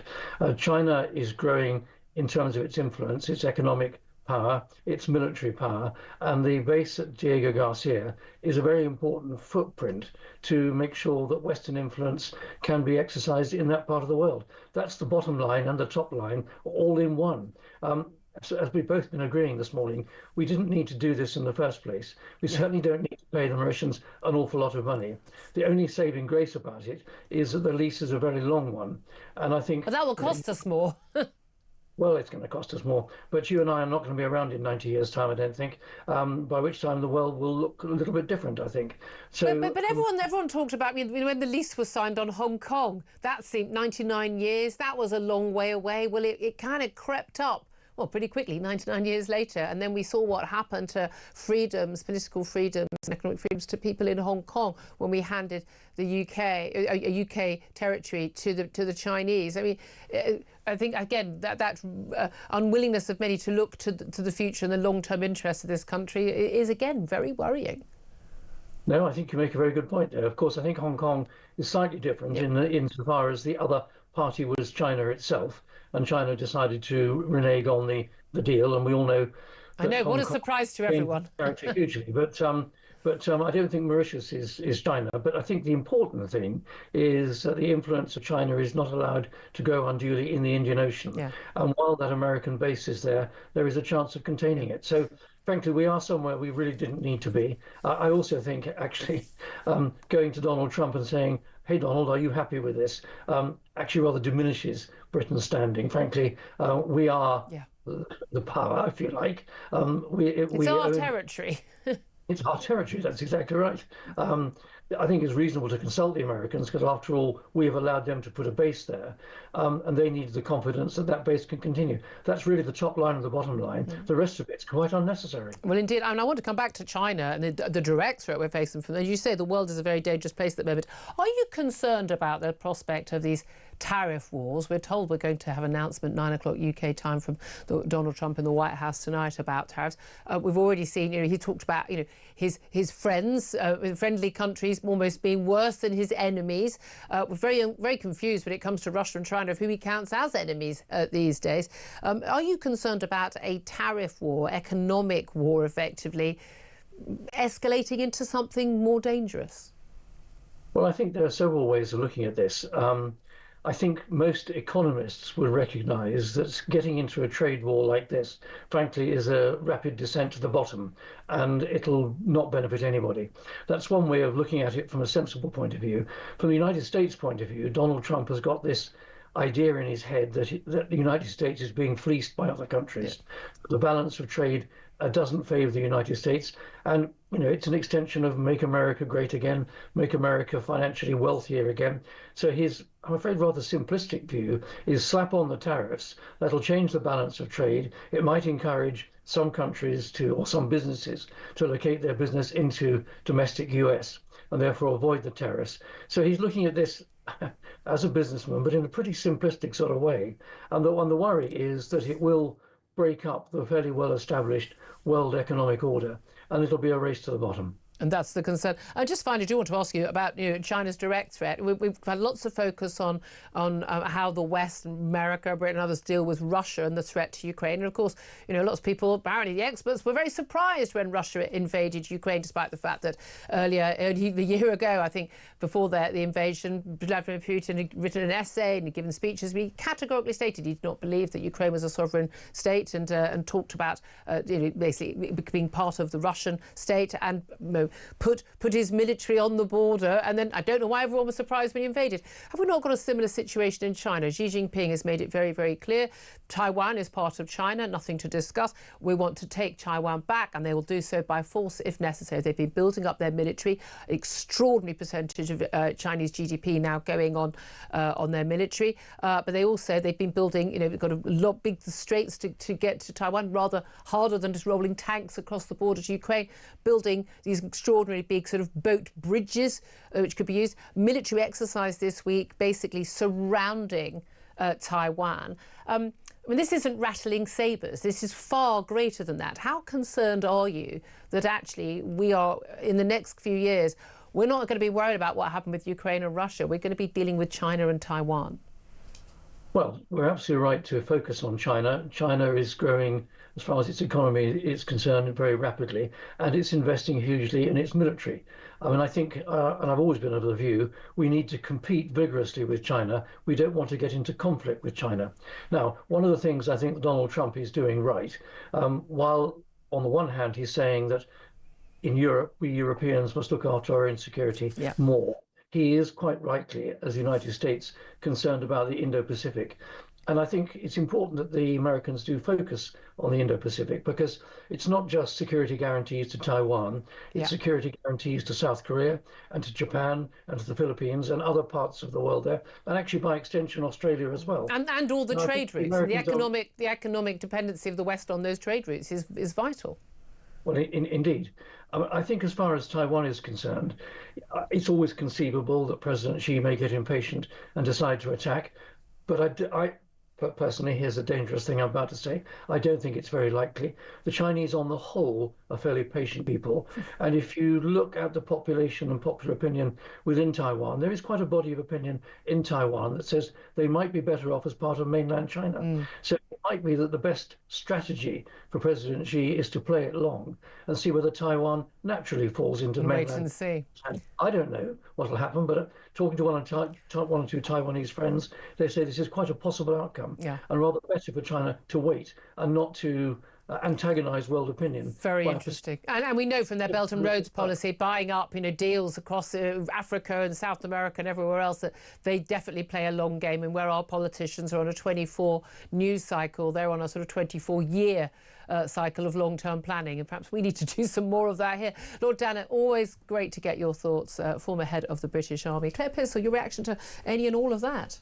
I just think that's really interesting points regarding China. They're not in any hurry. They never have been. And they will just sit there and they'll wait and they'll plan. Yeah. Xi Jinping's not on a 4-year term, guys. He's not. What about those democratically elected people in his country? Where are they? Are they kicking off? He doesn't have the same pressures as we do. He really doesn't. And I thought that's a point I think we miss in this country. Indeed. Right, love to hear your thoughts on any and all the things we are talking about. Do get in touch, 0344 499 1000. I'm going to get to your calls on tariffs and other topics. Up next, give us a call, 0344 499 1000. This is Talk.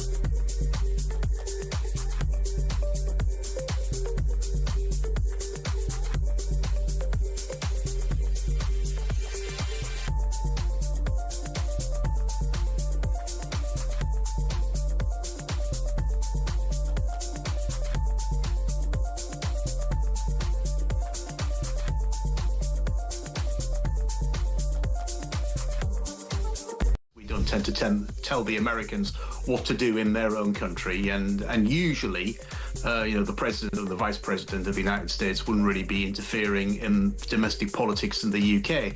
So yeah, a huge part of me says that. But at the same time, I really do think that they have a point, particularly in this case. I mean, these buffer zones are 150 metres away from any abortion clinics. Now, if protesters are standing outside those clinics, they're hurling abuse at women, they're threatening them, then of course something should be done. They should be arrested.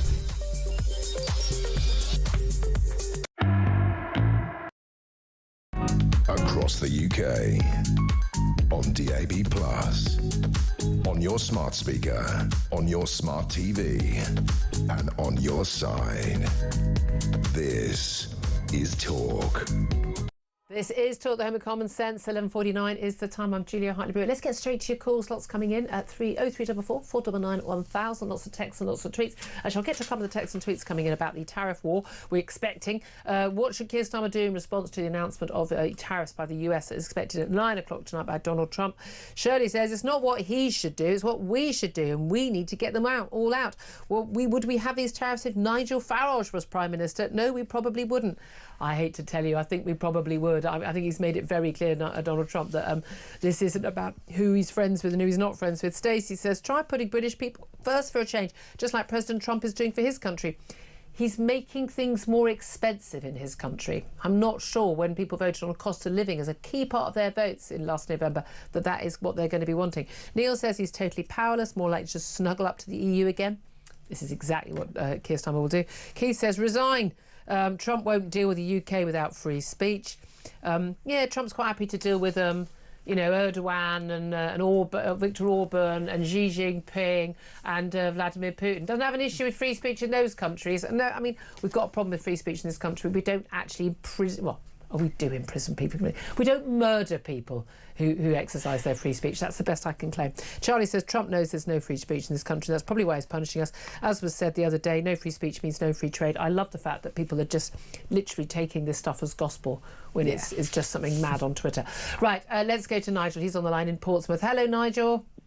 Hello, Julia. Hello. Great show as always. Oh, bless you, sir. Yeah, great show. I'm with Trump on this, and I'm with Trump for 2 or 3 reasons. Yep. Firstly, the way diplomacy normally works when they're sorting these tariffs out and they're sorting trade deals out is years of, we'll have a conference. It's always somewhere nice like Tahiti or the Seychelles. Yes. We're going to stay in a 5-star, and we'll do that this month. We'll go again in 2 months' time. Yeah. We'll go again next year, the year after. Put another delegation, an envoy. Yeah. Exactly right. And he cuts through all that. When he was in office before, there's famously he had a conversation with Macron where I think it was the EU put some tariffs on some American items, and he called Macron and said, "Can you take this off?" "Well, no, because it's quite complicated." "Okay, there'll be a 200% tariff on all French wine." Yeah. An hour later, it was dealt with. Exactly. And you're right. I really like that straight talking, get it done. We don't need all the officials. I get that, and I also understand, like, if you put tariffs on us, we're going to put tariffs on you. I think that's perfectly fair. But he's kind of lumping everyone in together. Okay, that's my first point. I think yes, it works. It's hard. I know it's harsh. Boom, it works. Secondly, if surely it's only fair if I don't think American cars are very good as it happens. That's why we don't buy them.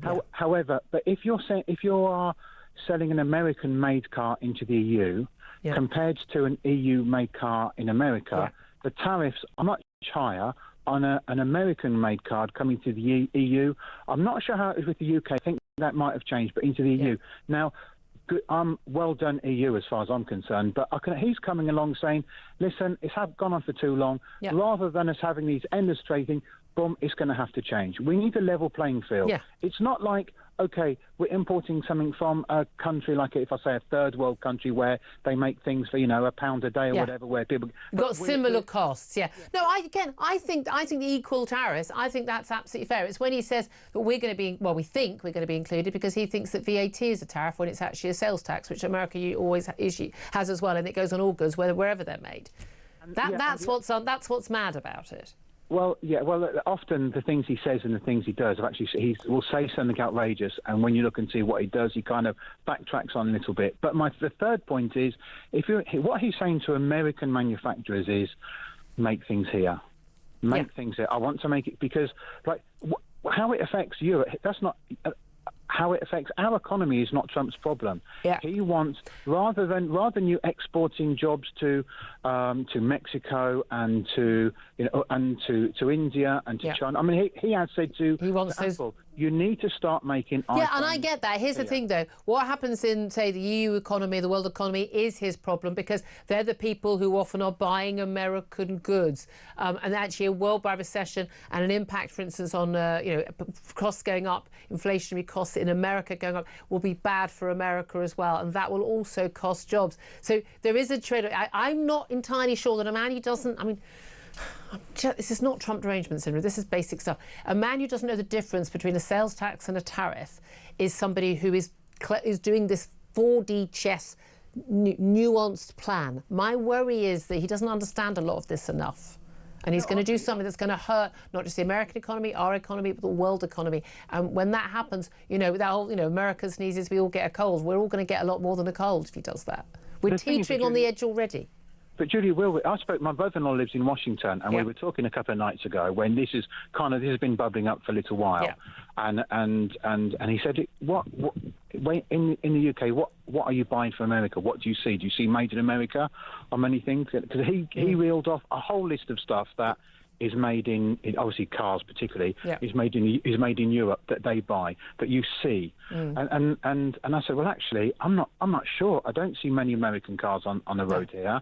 I don't see Jack Daniels. Levi's and Jack Daniels. The Levi's are probably made in China anyway. Who are we kidding? Well, that's the thing. But we haven't got really a trade deficit, trade surplus. We're pretty much. We've kind of got fairly even trade, but a lot of ours is services that we sell over there. I mean, there aren't many Americans who are buying top of the range, British and German cars, the like. But no, I think there's arguments for it, and I don't mind him saying, look, I'm not putting up with EU tariffs on our goods when we're not putting them on. That's fair, but it's the haphazard way that I think is the worry. But again, it may well be he's just disrupting, and then he wants everyone to come together and start talking sense.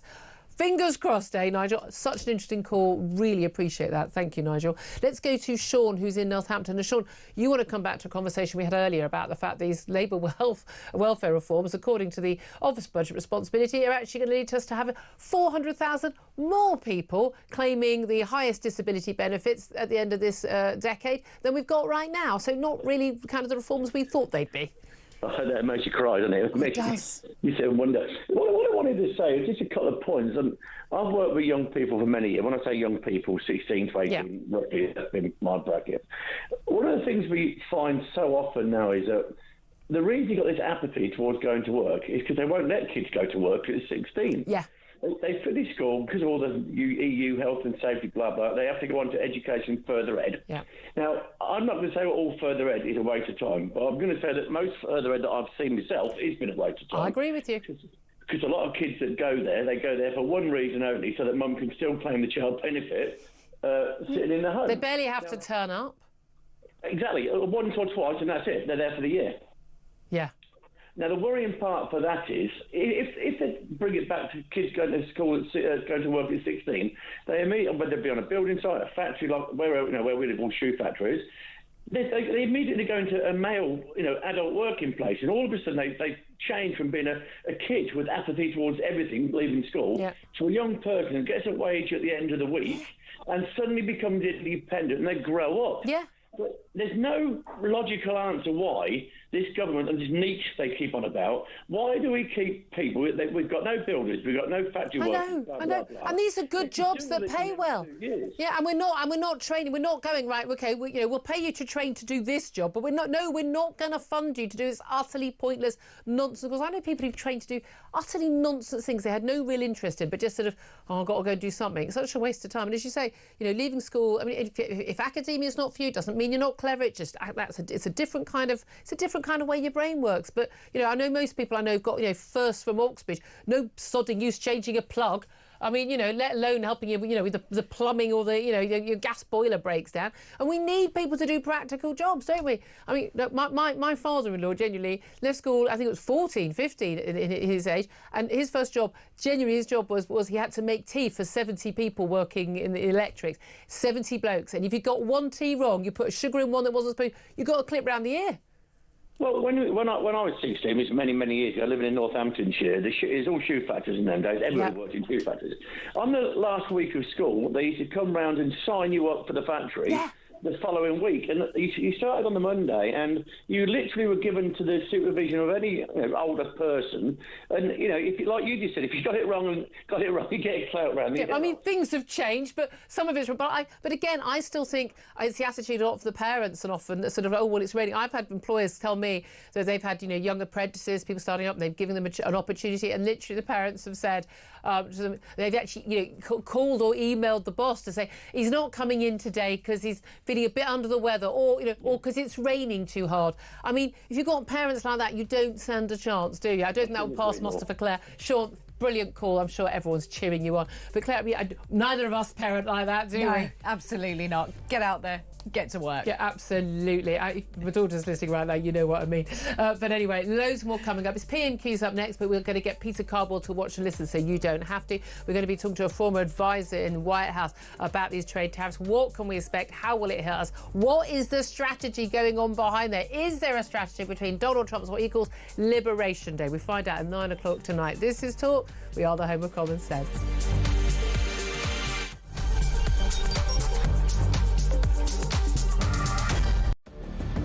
I can announce this government will begin the biggest sustained increase in defence spending since the end of the Cold War. We will deliver our commitment to spend 2.5% of GDP on defence, but we will bring it forward so we reach that level in 2027. The answer from European capitals has been as resounding as it is clear. We are in an era of rearmament to respond to the short-term urgency to act and to support Ukraine, but also to address the long-term need to take on more responsibility for our own European security. On Saturday, we also agreed a new £2.2 billion loan for Ukraine, backed not by the British taxpayer, but by the profits from frozen Russian assets.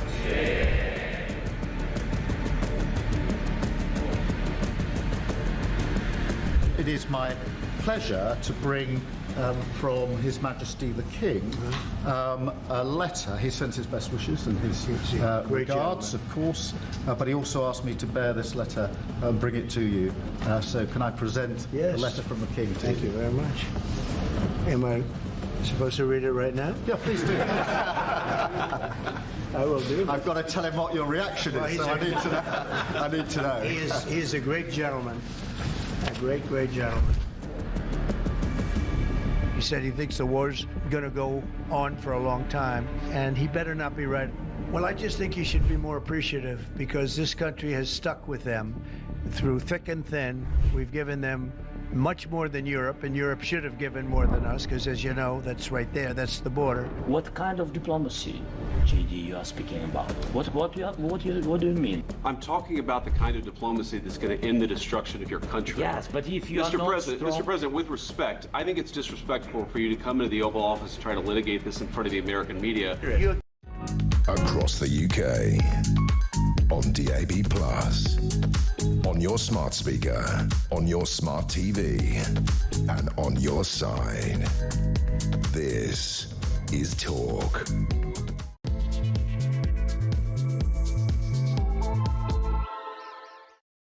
A very, very good afternoon to you. This is Talk, the Home of Common Sense with me, Julia Hartley-Brewer. It's just gone 2 minutes past 12 o'clock.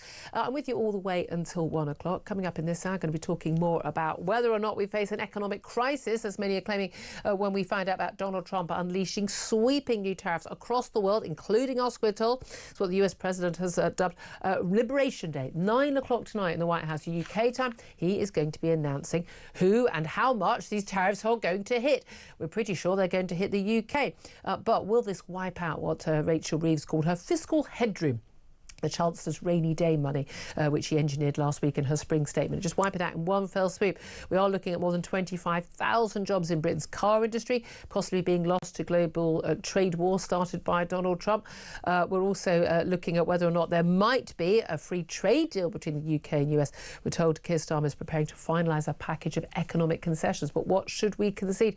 Do we need the trade deal? Is this 4D chess by Donald Trump? Or is this just absolute economic madness? It's just going to end up costing consumers in America and Britain far more to buy the things they've always been buying. Plus, we're going to be talking about Doge in the UK. Civil servants being offered up to £95,000 in payoffs to quit their jobs in a redundancy push, similar to that Elon Musk Doge drive in America. And ESA, it's that time of week again. PMQs is back. Usual rules apply. Peter Cardwell is watching it for us, so we don't have to watch it. He's going to bring us the highlights a little bit later, so stay tuned for that.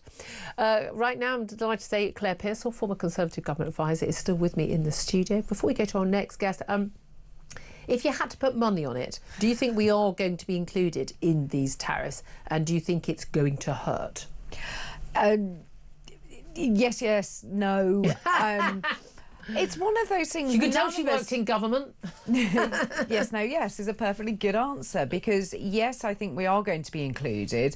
No, I don't think we'll stay included. And yes, it's going to hurt. Do you think there's the powers of persuasion that Keir Starmer has? No, this is... Donald Trump is going to change his mind. He's going to actually come up with an idea that he's going to stick with, rather than sort of everything that he's thrown out there on the table at the moment to be collected up. He will then come down and make a decision probably about 5 minutes before he speaks this afternoon. That's what worries me. That is the bit that worries me. Well, again, he's the great disruptor. Well, let's talk about this with Steve Gill. He's a former advisor in the Clinton and George Bush Jr. administrations in the White House, and regularly joins us to talk US politics. Very good afternoon to you, Steve.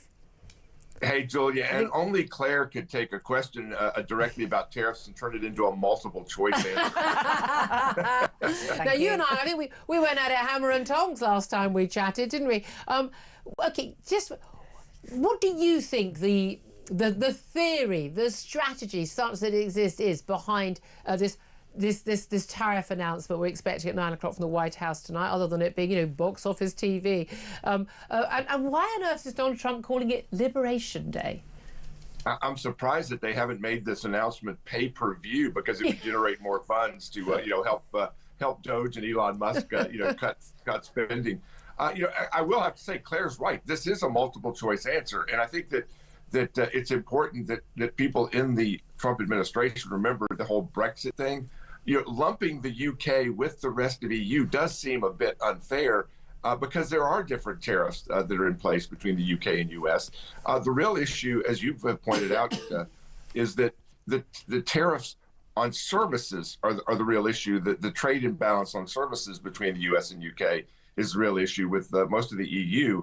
It is these unfair protective tariffs on US goods to keep US goods out, to raise the prices on US goods and protect EU manufacturing. So there's a big distinction between the UK and EU. And I think ultimately it's not going to be that Trump changes his mind, but that Keir Starmer is there hat in hand going, okay, wait, we're going to roll back the digital services tax, which is part of that services piece that Trump is so concerned about. Yeah, so I think explain to our audience about the digital services tax. We haven't really covered that at all today, but that's one of the issues that along with freedom of speech, particularly related to the prosecution of an anti-abortion campaigner in this country. Those seem to be the reasons that are being raised. Well, that's why you're getting tariffs, the UK. We'll talk about the digital services tax. Well, first of all, I've been involved in trade and tariffs, since I worked for the U.S. Trade Representative 30-some years ago. Yeah.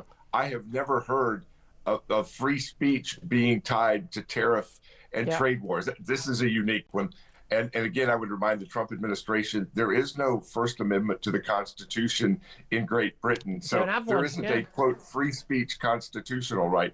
I do think this digital services tax is interesting, because you have the AI groups, the information age folks that are having to pay what is this digital services tax in the UK that is significant. If it is eliminated, if it's reduced, that could reduce about $1 billion in taxes that are being paid by these companies in the US. And I think that Starmer's moving towards getting that done, which I think is going to be the biggest step towards today seeing things pulled back on the UK. If not today, as Claire did correctly point out, it may be not now, but soon. But this is the thing. I mean, that raises tax revenue for us, but it's largely regarded as a reasonable tax. But and it's not on US companies. It just happens that all the big tech and AI companies are of course US.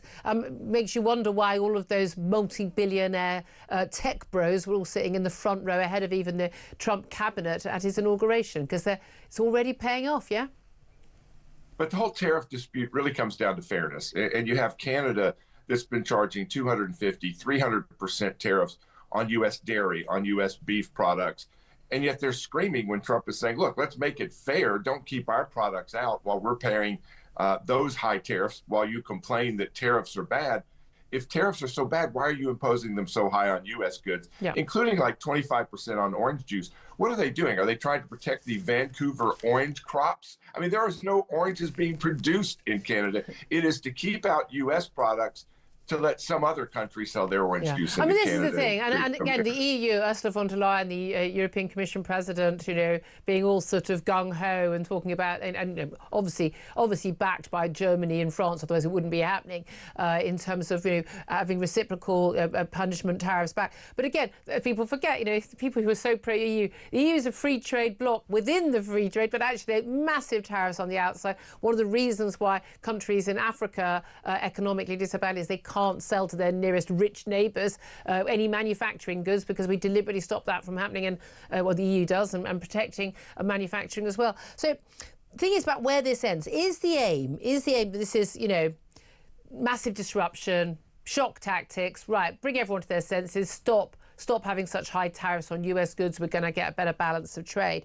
Or is this like about resetting everything? Is he just hoping to sort of win individual deals? He's waiting for those phone calls from, Ursula von der Leyen or Emmanuel Macron or Xi Jinping or Mark Carney, and he's just waiting for those calls, or Keir Starmer even? Or does he have a grand strategy for world economic trade? I think what he wants is reciprocity, that don't hit us if you don't want us to hit you. And again, even the tariffs that he's talking about are much less than what U.S. products are facing, particularly with the EU. And it is working. He is getting those calls. Vietnam is dropping their tariffs to 0. Modi in India is reducing their tariffs.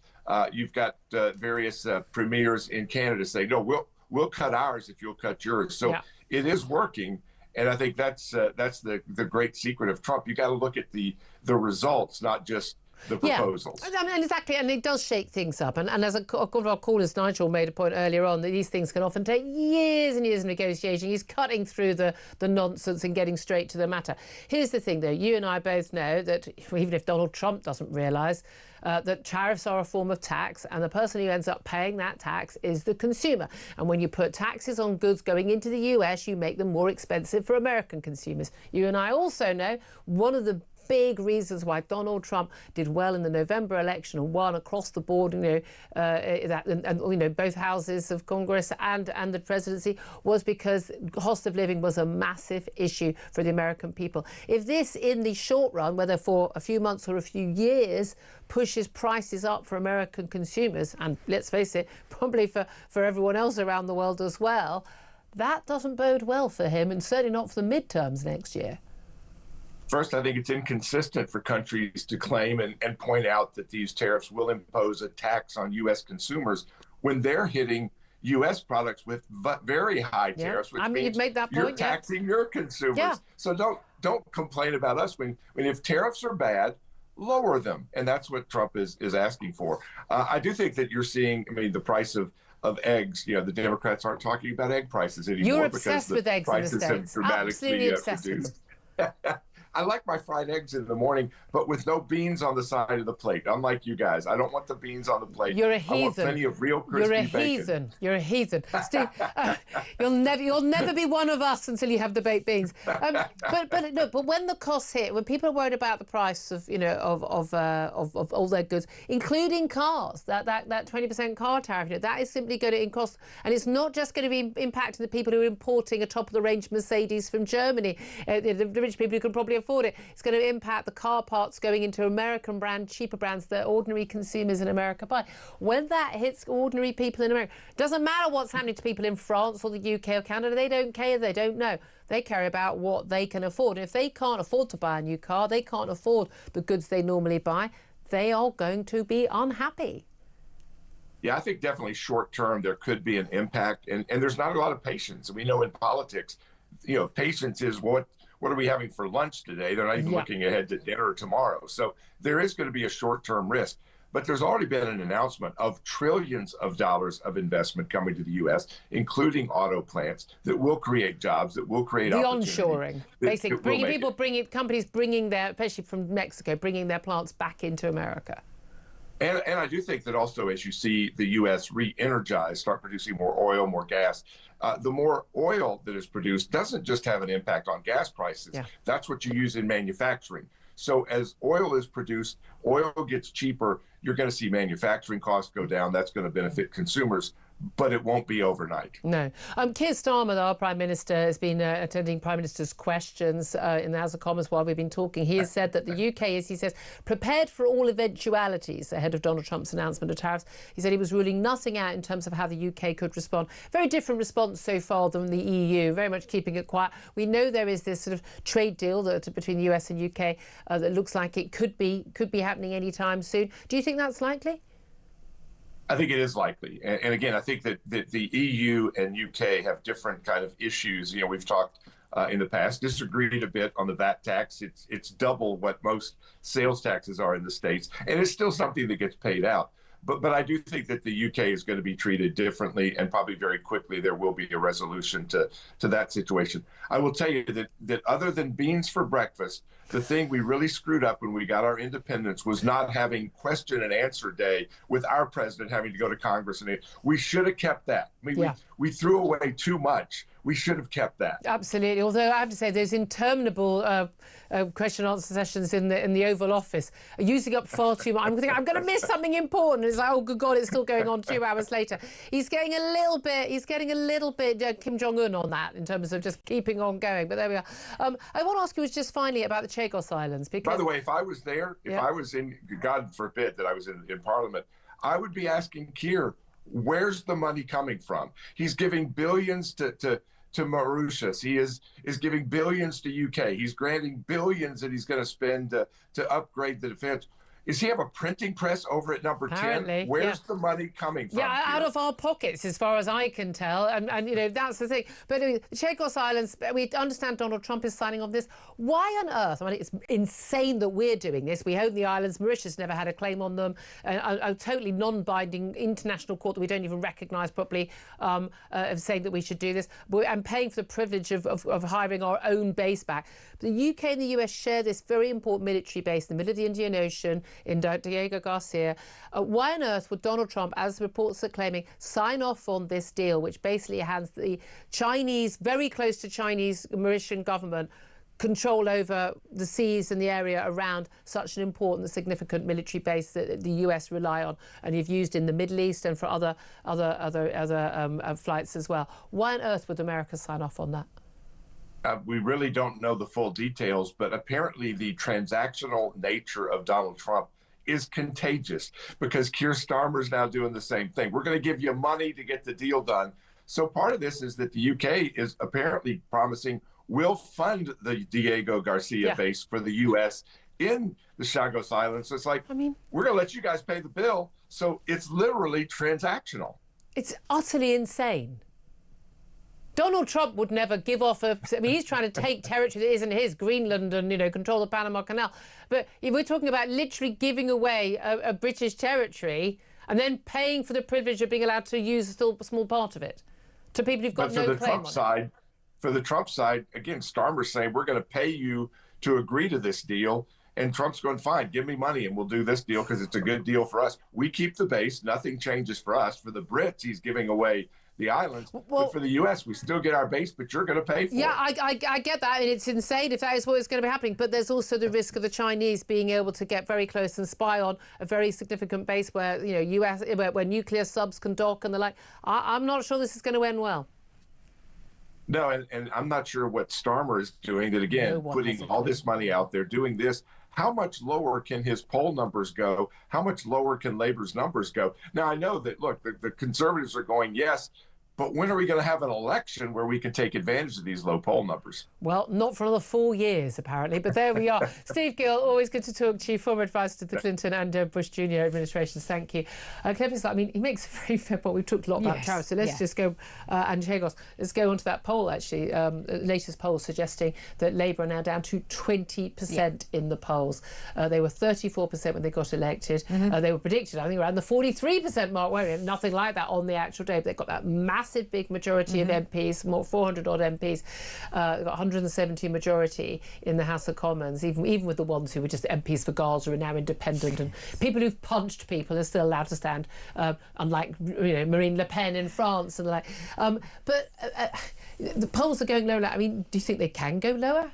Yes, I do. I really do think they can go lower. I think people are realising that a Labour government is going to cost them money. Because I think a lot of people were not around or looking at the situation the last time there was a Labour government. A lot of people were too young to even know what the impact was going to be. Or they also saw your lot of power and went, my God, these people are utterly useless and lie about everything and don't do the things they'll say they'll do. I think a fair summary of the last few years of Tory government. And they thought it couldn't get any worse. I think I said that on air. Yeah, absolutely. Well, careful what you wish for. And this is the problem. And we weren't told by Labour what they actually but we did know that we did know they were going to do a load of things which would their numbers didn't up. But not as badly. Here's the number of Tory MPs who told me both on air and off air, careful what you wish for. People wanted the Tories out, you know, in '97, and then you end up with Labour for that time, and then you did it again. People think they just punish the Tories and they'll get them out for a term, and then they'll get a Tory government back, and it'll be.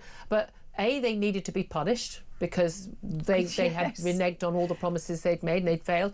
But here, look again, people did feel it, you know, we can't get any worse. But this is the thing. And now we've got the advent of reform pretty much neck and neck in the polls with the Tories right now. They go above and down, you know, but around the same. You know, and then we're into completely different territory. And we've got Kemi Badenoch right now asking questions as the Prime Minister at PMQs. She's made some major speeches this week. It's barely even making a dent. It's barely making it onto front pages, even the Tory supporting papers. She is not making the waves that largely. And I say, I like her as a person. I agree with her on an awful lot. But I just think she is just not making the waves in the way that a Tory leader needs to make the waves, especially, we're looking at local elections coming up very soon. Yeah, I mean, she should be there holding the government to account, which is what the leader of the opposition does, but she's not making any sort of cut through because she's got no policies to announce. She's not saying we're different because. And also the support for Labour is falling away, but the support for the Tories ain't going up. No, it isn't. And I think Reform needs to be careful not to fall out with each other anymore, otherwise they will see their What's polls left go of down. their MPs, yes. What's all left four of them. Yeah, yes. indeed. Well, there we are then. 12:21 is the time. Love to hear your thoughts on any and all of the things we're talking about, including Trump and the tariffs, Chagos Islands, welfare, the polls, whatever it is you want to talk about. I know we've got a couple coming up on Donald Trump and the tariffs in particular, but if you want to call on other topics, do get in touch. 03444 499 1000 is the number to call. Don't forget that calls are charged at the national rate. If you want to send a text on 87222, that is text cost 1 standard network rate message, or you can leave a message on our YouTube page, or you can get in touch on X at Talk TV. This is Talk, the home of common sense.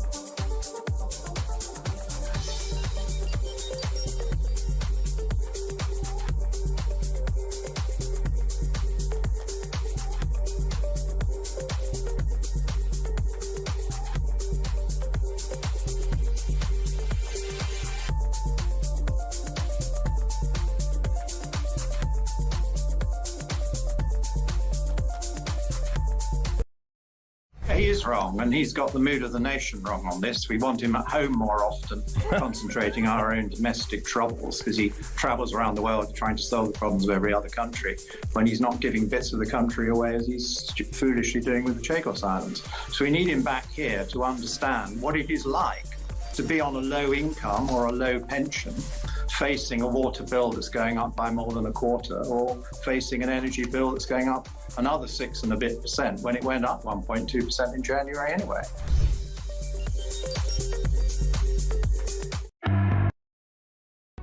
Across the UK, on DAB+, on your smart speaker, on your smart TV, and on your side.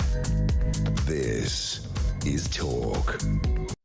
This is Talk. Thank you very much indeed for joining us. I'm Julia Hartley-Brewer. 12:24 is the time. Claire Pearsall's still with me. Delighted to get your messages and your texts and your tweets and your calls coming in. They come fast about all the things we're talking about today. I'm asking you, what should Keir Starmer do in response to Liberation Day and whatever tariffs are announced at 9 o'clock tonight, our time, in the White House by Donald Trump? Tim says maybe we should just go for reciprocal tariffs and see if he backs down. Jack says there seems to be zero criticism of Trump on the right. This guy's going to make our lives harder and more expensive, and the right still can't bring themselves to criticise him. This is my thing. I will criticise or praise someone regardless of their party. If the Greens ever said anything sensible, I'd agree with them on what it was. Plenty of Lib Dem MPs who they're neither Liberal nor Democrat, a lot of them. When they say something sensible, I agree. I've got no interest in what political party you are. I want to know what you're going to do to help your country, your people, the policies, do sensible things. So you'll always hear my honest view on these things. William says, why should the USA have all these extreme tariffs against them but not then expect them to care about our economy? Fair point. And Daniel says, President Trump and his team have said no trade deals with countries who abuse free speech. So unless Starmer U-turns on that, he won't ever, then we're going to have to get used to things getting more expensive. Yeah, I think we should protect more of our free speech. He's been campaigning on this for many years. But he doesn't seem to be that bothered about Viktor Orban or Xi Jinping or Putin. So, I mean, I'm sorry. It's a load of nonsense. It's a load of abject nonsense, that. Let's go to Phil, who is in Hull. Hello, Phil. Good afternoon, Julia. Enjoying the show. Thank you. Could I just make a couple of quick points? Please do. I know you're busy. At the moment, there's already tariffs on. I think America has sort of 3% import tariffs. Europe has about 5% and China has about 10%, which he obviously thinks is unfair. He was elected on the premise of what he's actually doing, which is a refreshing change from our lot, who have totally abandoned everything they promised they were going to do. Yeah, you're right. He did say this is what he was going to do. He's got the mandate for it. But the thing is, we're in a situation here where we do the opposite. He drills to keep the price of electricity, etc., low. We refuse to use our natural resources here, which could help us not deindustrialise the country, which is what we're doing, where we won't be able to make virgin steel, which we'll have to import from China or India, who are using coal-powered fire stations and still building them. Can I point out you understand this all much better than the Energy Secretary, Ed Miliband? Yeah, well, the other thing to it is I've got a suggestion for him, actually. If he wants to resign, imprison about 1 million people in an internment camp, we'll be able to build solar panels really cheap. Yeah. But we won't pay and he's not got a problem with slave labour. He's made that clear. They rejected that amendment proposed by other parties, didn't they? So, you make a very point. I mean, whatever damage the tariffs are going to do to our economy, and again, we're doing more with our energy prices and insane energy policy and net zero and high taxes. Well, just a quick couple there. He's got the principles of Groucho Marx's Miliband, because his principles go out the window. He's got others. And I thought, I might be wrong, but didn't we, prior to this, didn't we have individual trade deals with states in America, like Florida and, I don't know. I don't know whether we did. I know there was an attempt to do some, wasn't there? But who negotiated them? Was it Liz Truss when she was trade? I think. I mean, I don't know whether anything ever came to fruition. But you know, I mean, she made a start. So why have we sat on our butts for 5 months? Well, by all accounts, there is a trade deal between the UK and US that is sort of sitting there, which is interesting, actually, because you remember all the people, the Labour Remainers, they were all complaining, we couldn't possibly do it because the NHS would be privatised by the US and they were all obsessed with chlorinated chicken at one point. Phil, great call. Thank you so much. Really appreciate you joining us. Let's go to Shirley. She's on the line from the Cotswolds. Hello, Shirley. I bet the Cotswolds are looking lovely today. I'm just looking out the window. It's glorious, Julia. Thank you. Jealous. Julia, I would love it. It's probably wishful thinking, but I would love it if Trump would use these tariffs to wipe out globalism and everyone who signed up to Stonewall and just punish them for everything so that we can get rid of everything. This includes Keir Starmer because he's fully signed up to it. I'd love him to slap huge tariffs on Macron for pointing migrants in the direction, well, not just Macron, but France, for pointing migrants in the direction of Folkestone. And so basically using trade and economic tariffs as a sort of economic warfare to adjust policies that either impact us or impact the other countries. I mean, that's kind of what they are being used for at this current time. But there's a worry about these things escalating. I mean, I think that we should sort out our own problems. I don't really want America deciding what our rules are, what our laws are. Oh, I totally agree. But unfortunately, we've got a weak PM that just cozies up to them all and, you know, puts his arms around Macron and they walk around with their arms around each other. But well, you know, more for the British people for voting for that then. But you know what I mean? I mean, it's got to be our democratic choice here and not a President of the United States. Yeah, I do. I get that. But globalism is ruining this world. Why do you say that? the wokeism that comes with it. No, globalism and wokeism, two completely different things. The woke thing is actually largely the Anglosphere. That's largely an American, British and a Canadian and Australian problem. The rest of the world are much saner on these things. Globalism is very different. That's about trade. But that's why we've got, that's why we all just, got fridges and microwaves and cars and I've got this mobile phone and I've got, all of these things that are really cheap and compared to our incomes, compared to what they would have been decades ago. That's down to globalism. Yeah, but for instance, this new justice system, the two-tier one, the different... well, what's that got to do with trade? It's got everything to do. It's not necessarily trade, but it does come into it. Apparently, Stonewall have written up all the new directives. Shirley, you are, with all due respect, completely confusing. Again, and this is something on X, on social media. There's confusion, like there's globalism, there's even the World Economic Forum, blah blah, and then there's wokeism and things. These are separate things. Now, often the people in favour of one are often in favour of the other, but they're such separate things. Well, if they're separate things, I would like Trump to deal with it. And Stonewall, they are the ones. Apparently, there was a guy on TV, on radio, explaining exactly what's happened. Right, what's going on? But again, I'm not doing the tier justice. We've done a lot on that lately. Shirley, I appreciate that. Clemens, look. With all due respect to Shirley, these things can often get confused, and there's a lot of sort of not conspiracy theories as such, but this idea that there is all this big sort of cabal of people who are plotting these things. I think these things are all very separate things, but there are also a lot of people who benefit from free trade and globalism. That's fine. That's absolutely fine when you do a job which can't really be done by someone in a call centre in India, or can't be done in a sweatshop in China. And if your job is something which can only be done by someone here in Britain and it's in person, and those are the people who make all the decisions in this country and control, senior jobs in the media and everything and law and all that, then they don't really, as I was saying earlier, they don't really understand the impact of globalism, because they go, well, it's like saying they didn't understand the impact of lower paid cheap workers coming from Eastern Europe. Well, this is great. I've got a cheaper nanny and a cheaper cleaner, and a lovely Polish man came round to do my, to build that new garden wall or whatever. I've got Uber drivers coming up here. They don't understand that those jobs were previously being done by people who were already here, who are impacted. Yeah. And the problem in this country is, again, so many decisions are made by people who don't understand manufacturing or jobs that are below that sort of professional class level. They've never done them. They don't know anyone who does them unless they employ them themselves. And then their only thing they think about is, it's cheaper for me. And they just don't get it.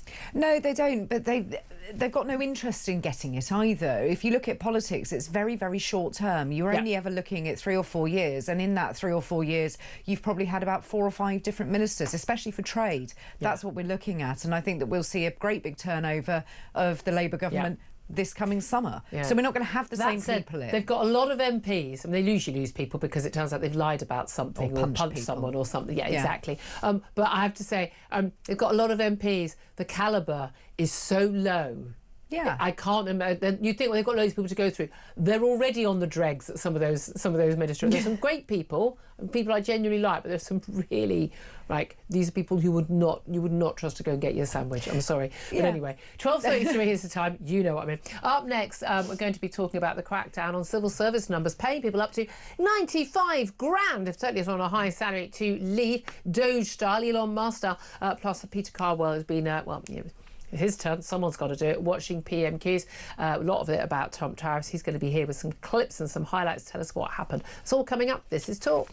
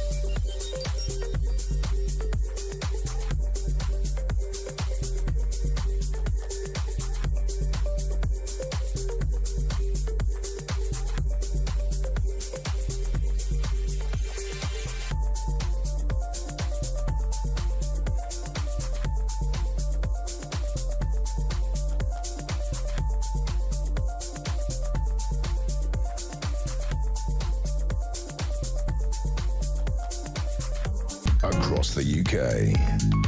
On DAB+, on your smart speaker, on your smart TV, and on your side. This is Talk. This is Talk the Home of Common Sense. 12:35 is the time. Let's talk about going Doge style, Elon Musk style on the British civil service and removing them. If it goes anything like welfare cutbacks, we'll probably end up with more civil servants rather than fewer. Seems to be how the Labour government does these things. Let's talk to Elliot Keck. He's head of campaigns at the Taxpayers Alliance, who've been keeping a close watching brief on all of these things for many, many years. Very good afternoon to you. Good afternoon, Julia. Thank you very much indeed. Well, there's a story today suggesting that civil servants are being offered payoffs of up to £95,000 to quit their jobs in a redundancy push. First of all, I mean, I'm assuming most of them aren't eligible for that sort of sum. That would be people who are on higher salaries. But how many people are they hoping to get rid of? Well, you're right, £95,000 is a cap, so it'll be £95,000 or 21 months, whichever is hit first. Yeah. I think that is important. That's actually a policy proposal that the TPA have made. That stops payouts like the one that Tom Scholar got, which was, I think, £397,000. And who was Tom Scholar again? I think he was the Permanent Secretary of the Treasury, I believe. Who'd obviously done a great job. Yeah, exactly. And he got almost £400,000. So I think it's really important that that cap has come in. But, you know, what really concerns me about the way that they go about this is that often when we've seen cuts to the civil service in the past, like under the coalition, it's actually all the good people that have taken the money and thought, you know what, I'll take that payout and I'll go into the private sector. So it's about making sure that it's the terrible people that are being paid to leave. And it's a shame. This is exactly what I've always thought about voluntary redundancy, and this has happened. I've seen this in companies where I've worked in the past, where voluntary redundancy, so someone goes, oh, great, I'll take my redundant payoff and I'll go and get myself a job somewhere else. And the people who haven't got a chance of getting a job anywhere else, you get stuck with, which is always very, very frustrating. Whereas I rather like the Elon Musk thing. That's what you did. It gives us, 5-line email or whatever. Tell us the things you did last week in your job, and people not even bother replying. If you can't reply to an email like that, maybe you're not getting very much done. You've just been walking the dog and putting the laundry on, or maybe you're on a beach somewhere. But this is the thing. I worry we'd get rid of the wrong people. But the key thing here is just asking people what they do and finding out what do people do. Not saying we need X number of people to do this job or Y number of people to do this job. We need to know what jobs need to be doing and how many people we need to do them. And it seems we always work backwards. Yeah, I think that's absolutely right. And I'd love to see people put on, as you said, something like a weekly report where every week they report what they did. And after 6 months, you can then take a look at those weekly reports, use a little bit of AI to help you process all of that. And then you can work out, OK, how many people are actually pulling their weight and how many people possibly need to go. And you can use voluntary redundancies and redundancy payouts to help smooth that process. But the critical thing is to make sure that, the people that are leaving and the people that are not pulling their weight, that are not contributing, and that those good people, and there are good people in the civil service. Yes, of course. Often the reason why the good people leave is because they're fed up with working with the bad people. Yeah. And if you're just offering, redundancy payments of up to £95,000, willy-nilly, then I'm afraid it is going to be the good people that think I can take a big payout, I can go straight into the private sector, rewarding, demanding, fast-paced job in which I'm really making a difference. So the process of this needs to be watched very, very carefully, because I don't trust them. No, exactly. And again, when I say we've seen the welfare reform, taking up with more people who are going to be claiming the top rate of benefits. The thing is, we have seen this mass explosion in the number of civil servants who've been hired. We were told since Brexit there were people who were hired to do jobs that we were already paying for the EU to do, trade negotiations, various other things that the EU had taken over. And so we needed to have people who were doing it here. That seems reasonable to me, although you'd like to think someone in the Foreign Office might have been vaguely useful at doing that, although they'd rather gone native, so I'm not sure I'd trust them. But then we seem to have this mass explosion in the number of people during lockdown. I could never understand why we needed more people during that period, other than for the temporary period of hiring in some top guns, to help deliver vaccines and things. Yeah, I think that's right. As you said, we saw what should have been temporary increases in the number of civil servants for things like Brexit and for things like the pandemic, and then the number didn't actually come back down. Yeah. And I think in 23 to 24, we found that they'd added 23,000 people to the civil service. There was no crisis in 23 to 24. That should be in the time where we were retrenching, cutting the numbers. And yet 23 to 24 saw one of the biggest increases in the size of the civil service in recent history. Utterly bizarre. Well, was there any reason given? In what particular area of the civil service were they being hired? Well, disturbingly, some of the biggest increases were coming in policy roles and communications roles. And it went so well. Yeah. Yeah, I mean, there was an increase in frontline staff as well. So, things like prison workers, there probably does need to be an increase. But I'm afraid broadly, actually, a lot of the increase is coming in largely redundant and pointless backroom roles. Or if you need the roles, you certainly don't need as many as you do. You don't need a dozen comms officers in every single government. Absolutely not. No, exactly. But I think we want those frontline roles. I mean, we could solve a lot of problems in our prison system. We had more prison officers, more police officers, more nurses. We need those frontline roles, but we always seem to be expanding the people behind them. I mean, no, we need some of them, but we certainly don't need. I mean, we certainly saw, didn't we, the getting rid of NHS England, just a huge. I think it was like one person at NHS England for sort of every 8 doctors we had working in the NHS in England. Clearly absurd. I mean, I know there are more people than doctors in the NHS, but clearly an absurd metric. Elliot Keck, Head of Campaigns at Taxpayers Alliance, thank you as always for joining us. Thank you also to Taxpayers Alliance for keeping an eye on these things. It's nice to see people sort of paying attention to that stuff. But Claire, look, you worked in government. You were a special advisor. You're still, working with the Conservatives, working with the Conservative MP. But I mean, it's kind of soul destroying watching this stuff. We haven't seen public services getting any better. We haven't seen, things more efficient, and yet we've got more and more public sector workers being paid more and all on the payroll. I think we need to start looking at government departments like private business, because private enterprise will get rid of people on a regular basis. There'll be a natural sheddage of individuals. And I think that we need to start looking at our government departments like that. Cut our costs. We do need to cut our costs. We need to be efficient. We need to be a lot leaner, and they need to be a bit more proactive. And that's not what they are. And go into the office. Go into the office. If you're told to go into the office, go into the office. 12:42 is the time. I have to say a big goodbye to you because Peter Carball's going to be in the studio in a few moments' time telling us what's happening with PMQs. And I just wouldn't want to, not put you through Peter Carball. We love Peter Carball, not put you through PMQs. But yeah, I'm going to put you lot through PMQs. But Claire, always absolutely fabulous having you in. Go and do a proper job now. Right now, though, it is time to find out how you could be in with a chance of winning not just Oasis tickets at Wembley this summer, but also £10,000. How'd you fancy winning tickets to the hottest gig of the century? Here at Talk, we're giving you the chance to bag yourself a pair of tickets to Oasis at Wembley this summer. Plus, we're giving away a whopping 10 grand and putting you up for the weekend in a London hotel. All you need to do is text the word prize to 83338 and you're in the draw. Alternatively, you can enter by post. Once again, all you need to do is text the word prize to 83338 or you can enter by post. Good luck. 18 plus UK excluding Northern Ireland. Enter by text for £2 plus one standard network charge by 11 p.m. on the 7th of April 2025. Or post your name and number to Oasis Competition, PO Box 3190. Colchester CO2 8GP to arrive by 5 p.m. on the 10th of April 2025. Full terms and conditions at talksport.com. This is a News Broadcasting Network promotion. Good luck in that competition. 12:43 is the time. We're going to take a quick break. Peter Carball up next with PMQs. This is Talk.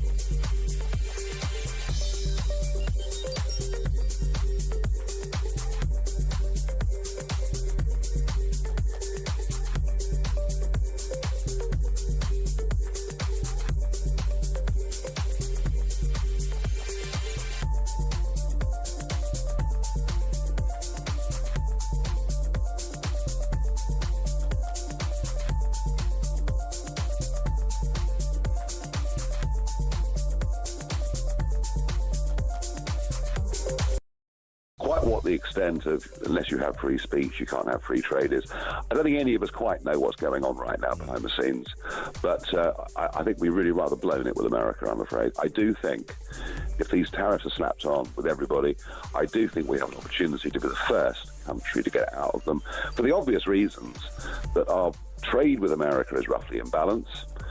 And, hey, you know what? They are the biggest foreign investor in Britain, and we're the biggest foreign investor in America. So we've got lots of mutual interest. It's bad news, but we can get out of it. Across the UK, on DAB+, on your smart speaker, on your smart TV, and on your side. This is Talk. This is Talk, the Home of Common Sense with me, Julia Hartley-Brewer. 12:45 is the time.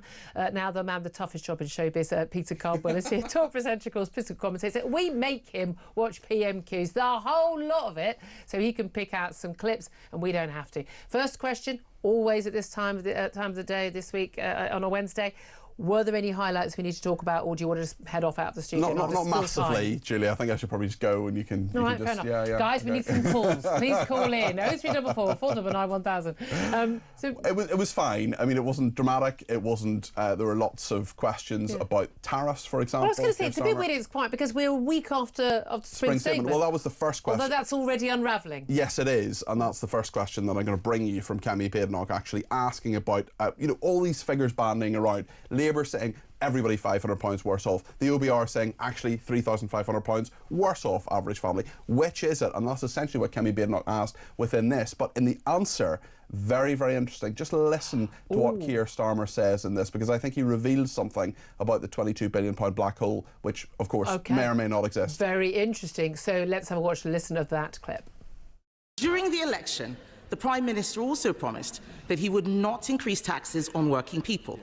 But even the OBR says that the jobs tax will be passed on to workers. Yep. On average, families will be £3,500 poorer. Yep. Why should anyone trust him again? Prime Minister. Well, her fantasy figure is about as much use as Liz Truss's economic planning. But let me get her position right if I can follow it. She wants the extra £26 billion in the NHS, Mr. Speaker, that was paid for by the national insurance rise. She wants that. She doesn't want to reverse the national insurance rises. So she's now reduced this absurd position of voting in the budget, carping against a budget that she actually agrees with. Mr. Speaker, I don't agree with making people poorer. I don't agree with pensioner poverty. Because a good comeback there from Kemi Badenoch, but talk us through very interesting that. Starmer said. So he said today, within that answer, that the £23.8 billion national insurance tax hike of the budget was to fund the £22 billion more for the NHS. But at the time of the budget in October, Rachel Reeves says it was to plug the £22 billion black hole. Right. So which is it? So, well, it's also the second question is, have they spent the money twice? Or did the black hole just not exist in the first place? I think the answer to both those questions is yes. Right. I think it's actually, again, I don't think the numbers do add up. And we've got this, this fiscal headroom that Rachel Reeves, the Chancellor, claims to. It was 9.9 billion, and then there wasn't a fiscal headroom according to the latest figures because basically the economy ain't grown and all the other problems with the world economy. And she's found it again. It's rainy day money, effectively, but the OBR and everyone else is predicting that's going to be wiped out for the autumn proper budget. We may see more tax rises, we may see more spending cuts, or who knows what else is going to go on. We may see actually our borrowing costs going up. There are 100 billion a year already just to service the interest. But everything, I feel like today, having PMQs today, everything is waiting on that announcement from Donald Trump. So it's 9 o'clock tonight UK time. It's going to be in the White House. As one of our guests said earlier, it should be on pay-per-view. People will be watching it. Yes. Now, a lot of people will be saying, I don't care what US tariffs are on. I don't work for a company that sells anything to the US. What difference does it make? Well, it's going to affect all of us. Tell us how it's going to affect If the car industry, for example, which is a big enough industry in this... 800,000 people in this country. If people lose their jobs, not everybody's going to lose their job, but if some of those people lose their jobs, well, that's going to have an effect on the wider economy. It's going to push prices up, and that's actually what Kemi Badenoch asked Keir Starmer, and he had quite the comeback to her in this second clip. OK, let's have a watch and listen to that. Labour's record is a car industry in crisis, even before tariffs. There are 25,000 more jobs now at risk. He says he's preparing for eventualities. Can the Prime Minister tell us exactly what he is doing to protect the British car industry from his failure to negotiate? We're taking a calm, pragmatic approach and keeping our feet on the ground. was the Trade Secretary, Mr. Speaker, who failed to get a trade deal with the US. Interesting, talking about the last Trade Secretary failing to get a trade deal with the US. Labour, as I recall, were very, very critical of the prospects of a trade deal with the US when they were in opposition. It was all about the Americans are going to basically privatise the NHS and make us all eat chlorinated chicken, which apparently, when it's sold here, is the worst thing in the world and will kill us. But if you have it on buffalo wings, if you're on a holiday in Florida, which is what you're eating, it's all chlorinated chicken in America, is absolutely fine. Yes, it's fine. I mean, it's utterly bizarre. I mean, it really is. It is utter madness. I think we may be quite close to a trade deal. It's quite interesting what some of the reporting, especially from Steve Swinford at the Times, the sort of doyen of political reporting in this country. And he is saying... All right, he'll take you to lunch, OK? It's interesting, though, in terms of the fact that I think we're quite close to a trade deal, but at the same time, that's not going to happen until these tariffs are announced. I think Trump... My instinct is Trump wants to do what he always does, which is have a big announcement, something big, bold, America first. Ta-da! I'm saving America, everything's marvellous, and then slightly row back from it. We've seen that with Canada, we've seen that with Mexico, we've seen that with China already. We may well see that in some other instances. He wants to have a reciprocal... A lot of our callers are pointing out today, and I think quite rightly, that actually, and again, I'm not sure that this tariff war is a good thing. I think this could roll completely out of control and be very damaging. I think damaging also to American consumers and not lead to those jobs being onshored, as he hopes. But again, there's an element of this which is similar to Brexit, which is about, it's all very well having free movement of everything, trade and goods and services and people, but actually that impacts different people differently. And people at the bottom of the pile get impacted much harder than people at the top of the pile. So you get their free nannies and gardeners. I mean, cheap nannies and gardeners, and that's the reality. But I do think it's just really interesting how Keir Starmer is handling this and the impact of this, because of course he knows there's going to be an impact already on the car industry from that being announced, but he's changed the tune so much from when he was in opposition. This idea that this trade deal is kind of almost across the line somehow, but the idea that we should have, whether it's EU, Canada, Mexico, or anyone else, have tariffs on American goods which are higher than the tariffs they put on our goods. Well, I think most people can see that doesn't feel fair. They feel that Donald Trump has got a point. Yes, and I think that's absolutely fine from Donald Trump's perspective, and we see this with the Chagos Islands as well. I disagree with what he's done, but from an American point of view, it's a good deal for them. The thing is as well, I think if we're paying for it all and it's economic, then but there's more than economics at stake. Of course, but they get Diego Garcia, so they're happy enough. But no, you're absolutely right. The interesting point as well is that the special relationship clearly means nothing. Keir Starmer went to the White House and said it all went marvellously. Donald Trump, he's my BFF. Actually, no, that's me. But we always know that, don't we? Yes, we do. But we've been sold this fiction that somehow we have this better relationship. No, I think we do. I think there's the sharing the English language, which I think is still a crucial factor. And I think in terms of values and in terms of... I agree on all that, but it just hasn't helped with this and you know what? And when the proverbial hits the fan, we're there for them in a way a lot of other countries aren't, and they know that. And by the way, they're not. What was it that J.D. Vance and others and Pete Hegseth were referring to? These sort of, these freeloaders. Yes, the freeloaders in Europe. Freeloaders. An awful lot of our freeloading, when it comes to defence, freeloading, very, very brave men and women died in Afghanistan and Iraq for Americans. So didn't feel very freeloaded then, did it? But this thing, where does this end? Because this is going to dominate American news. It's certainly dominating news across the world. Everyone's kind of poised, waiting. We don't know what the tariffs will be. We don't know who they'll hit, what they'll be on. We don't know how long they'll last. There's a big question mark about whether Donald Trump does. Yeah, and a lot of people in the White House saying that they don't have the information. The usual sort of diplomatic channels that are there, give us a hint, let us know, so we can prepare this. It really is one of the great unknowns, and part of sort of the beauty and the danger of Donald Trump is that so much of what he does is unpredictable. And do you think that is, you've been a political watcher for a long time, do you think that is part of what he wants to do? We talked about it on the show a lot, being the big disruptor, being unpredictable, and it kind of makes everyone go, oh, and he's sort of bringing back the power. And listen to him as well. This isn't being done by press release. This is being done in a big, bold, this is going to affect the world. I'm the leader of the free world. Donald Trump, not me. Oh, now that would be interesting. Maybe that was a Freudian slip. flip, I don't know. And then he's essentially saying, I'm going to change things. I'm going to shake up the global world order, the economic order of the world tonight at 9 o'clock. I know people say he's a very successful businessman. I think a man who's had a lost money running a casino, there are question marks about that. That's not Trump derangement syndrome. That is just a simple, reasonable, factual point. I don't think that necessarily, everything in global trade works like running a casino or building a big new glamorous apartment building in New York. There are other issues at stake. My concern, and I mentioned this when we spoke to Lord Dannett, the former head of the British Army, earlier in the show, we talked to him about the Chagos Islands, but the concerns about a trade war escalating. Now, we use economic sanctions as part of warfare, against Russia over Ukraine and other, Iran over their funding of terrorism across the Middle East and elsewhere.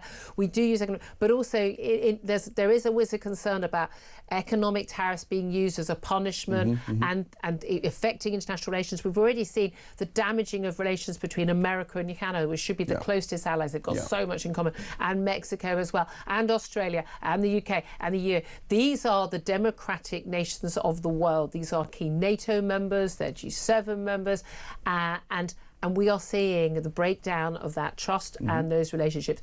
There is a danger there in a very dangerous world with hostile players like Russia, like China, like Iran. That breakdown of that relationship could be very damaging. I think you're right, Julia. We've seen it over Ukraine. We may well now see it economically as well, where essentially you're at war on one front, whether it's economically or in terms of sanctions on Ukraine or a deal with Russia or Putin or whatever. But then you're supposedly having good relations otherwise, and things are fine in another respect. So that is very difficult. It's a tricky picture when previously not everything was perfect between the United Kingdom and the United States under the Biden administration, but certainly things were more fractious and they're pointing at least in the same direction. Things are changing. Trump says America first at all times, and that's exactly what he's doing. Yeah, I mean, that's the thing. But will this be good for American consumers? Again, as you said, when we started this conversation, a lot of people are going, I don't work for the car industry. I don't make anything that we sell to America. It's nothing to do with me. When the economic damage hits, as it will, we will all be paying the cost, because it's going to have to be dealt with at the next budget by the Chancellor Rachel Reeves, assuming she's still in a job at that point, and then we will all be paying for it, whether it's losing out on public services, whether it's higher taxes, in some, that's the most likely thing, paying higher debts, high interest on our national debt. We are going to feel the impact. And Rachel Reeves then gets to blame America and say it's all their fault, nothing to do with nothing to do with us, my management, or perhaps even mismanagement. No, one might nothing argue, to do with energy prices, or welfare dependency, or high taxes. No, absolutely. It's fascinating. Thank you for those highlights of PMQs. Very interesting questions there. Peter Cardwell there. Joined now in the studio by David Bull, who's in once again all this week for Ian Collins. Hello. Very, very good afternoon to you. Lovely to see you once very again. Day. Now, listen, it's so nice to keep seeing you every day. Really enjoying it. We miss you, Ian. We miss you as well. Don't feel left out. But what do you make of this? Like, you've been with the Reform Party for a long time. And there are lots of close links with Republicans and with Donald Trump and things. But what do you make of Donald Trump and what he's doing? So I'm not sure how much of this is bluster. And of course, Trump is a businessman, and the whole art of the deal is to go in high and then you drop down as a result of the counteroffer that comes in. I don't know. I mean, the thing about Trump is he obviously is a protectionist. He wants to make America wealthy again, the Liberation Day. I don't think this has been really thought through. And of course, from what I've understood, there are last-minute meetings trying to work out what the tariffs are going to be across the board. What's it going to be for the United Kingdom? What's it going to be for the EU? We know that Trump doesn't like the EU. Trump does like the United Kingdom. The question is how much does he like it? And we've got that visit with Charles and Camilla. Well, hi, Donald, if you're watching. There's a lovely, lovely four-poster bed in a castle somewhere waiting for you. You can have a castle. We'll let you sit on the throne. You can try on the crown jewels. We're not bothered. Exactly. But we'd like to keep jobs here. Yeah. But that's interesting, is how thought through this is.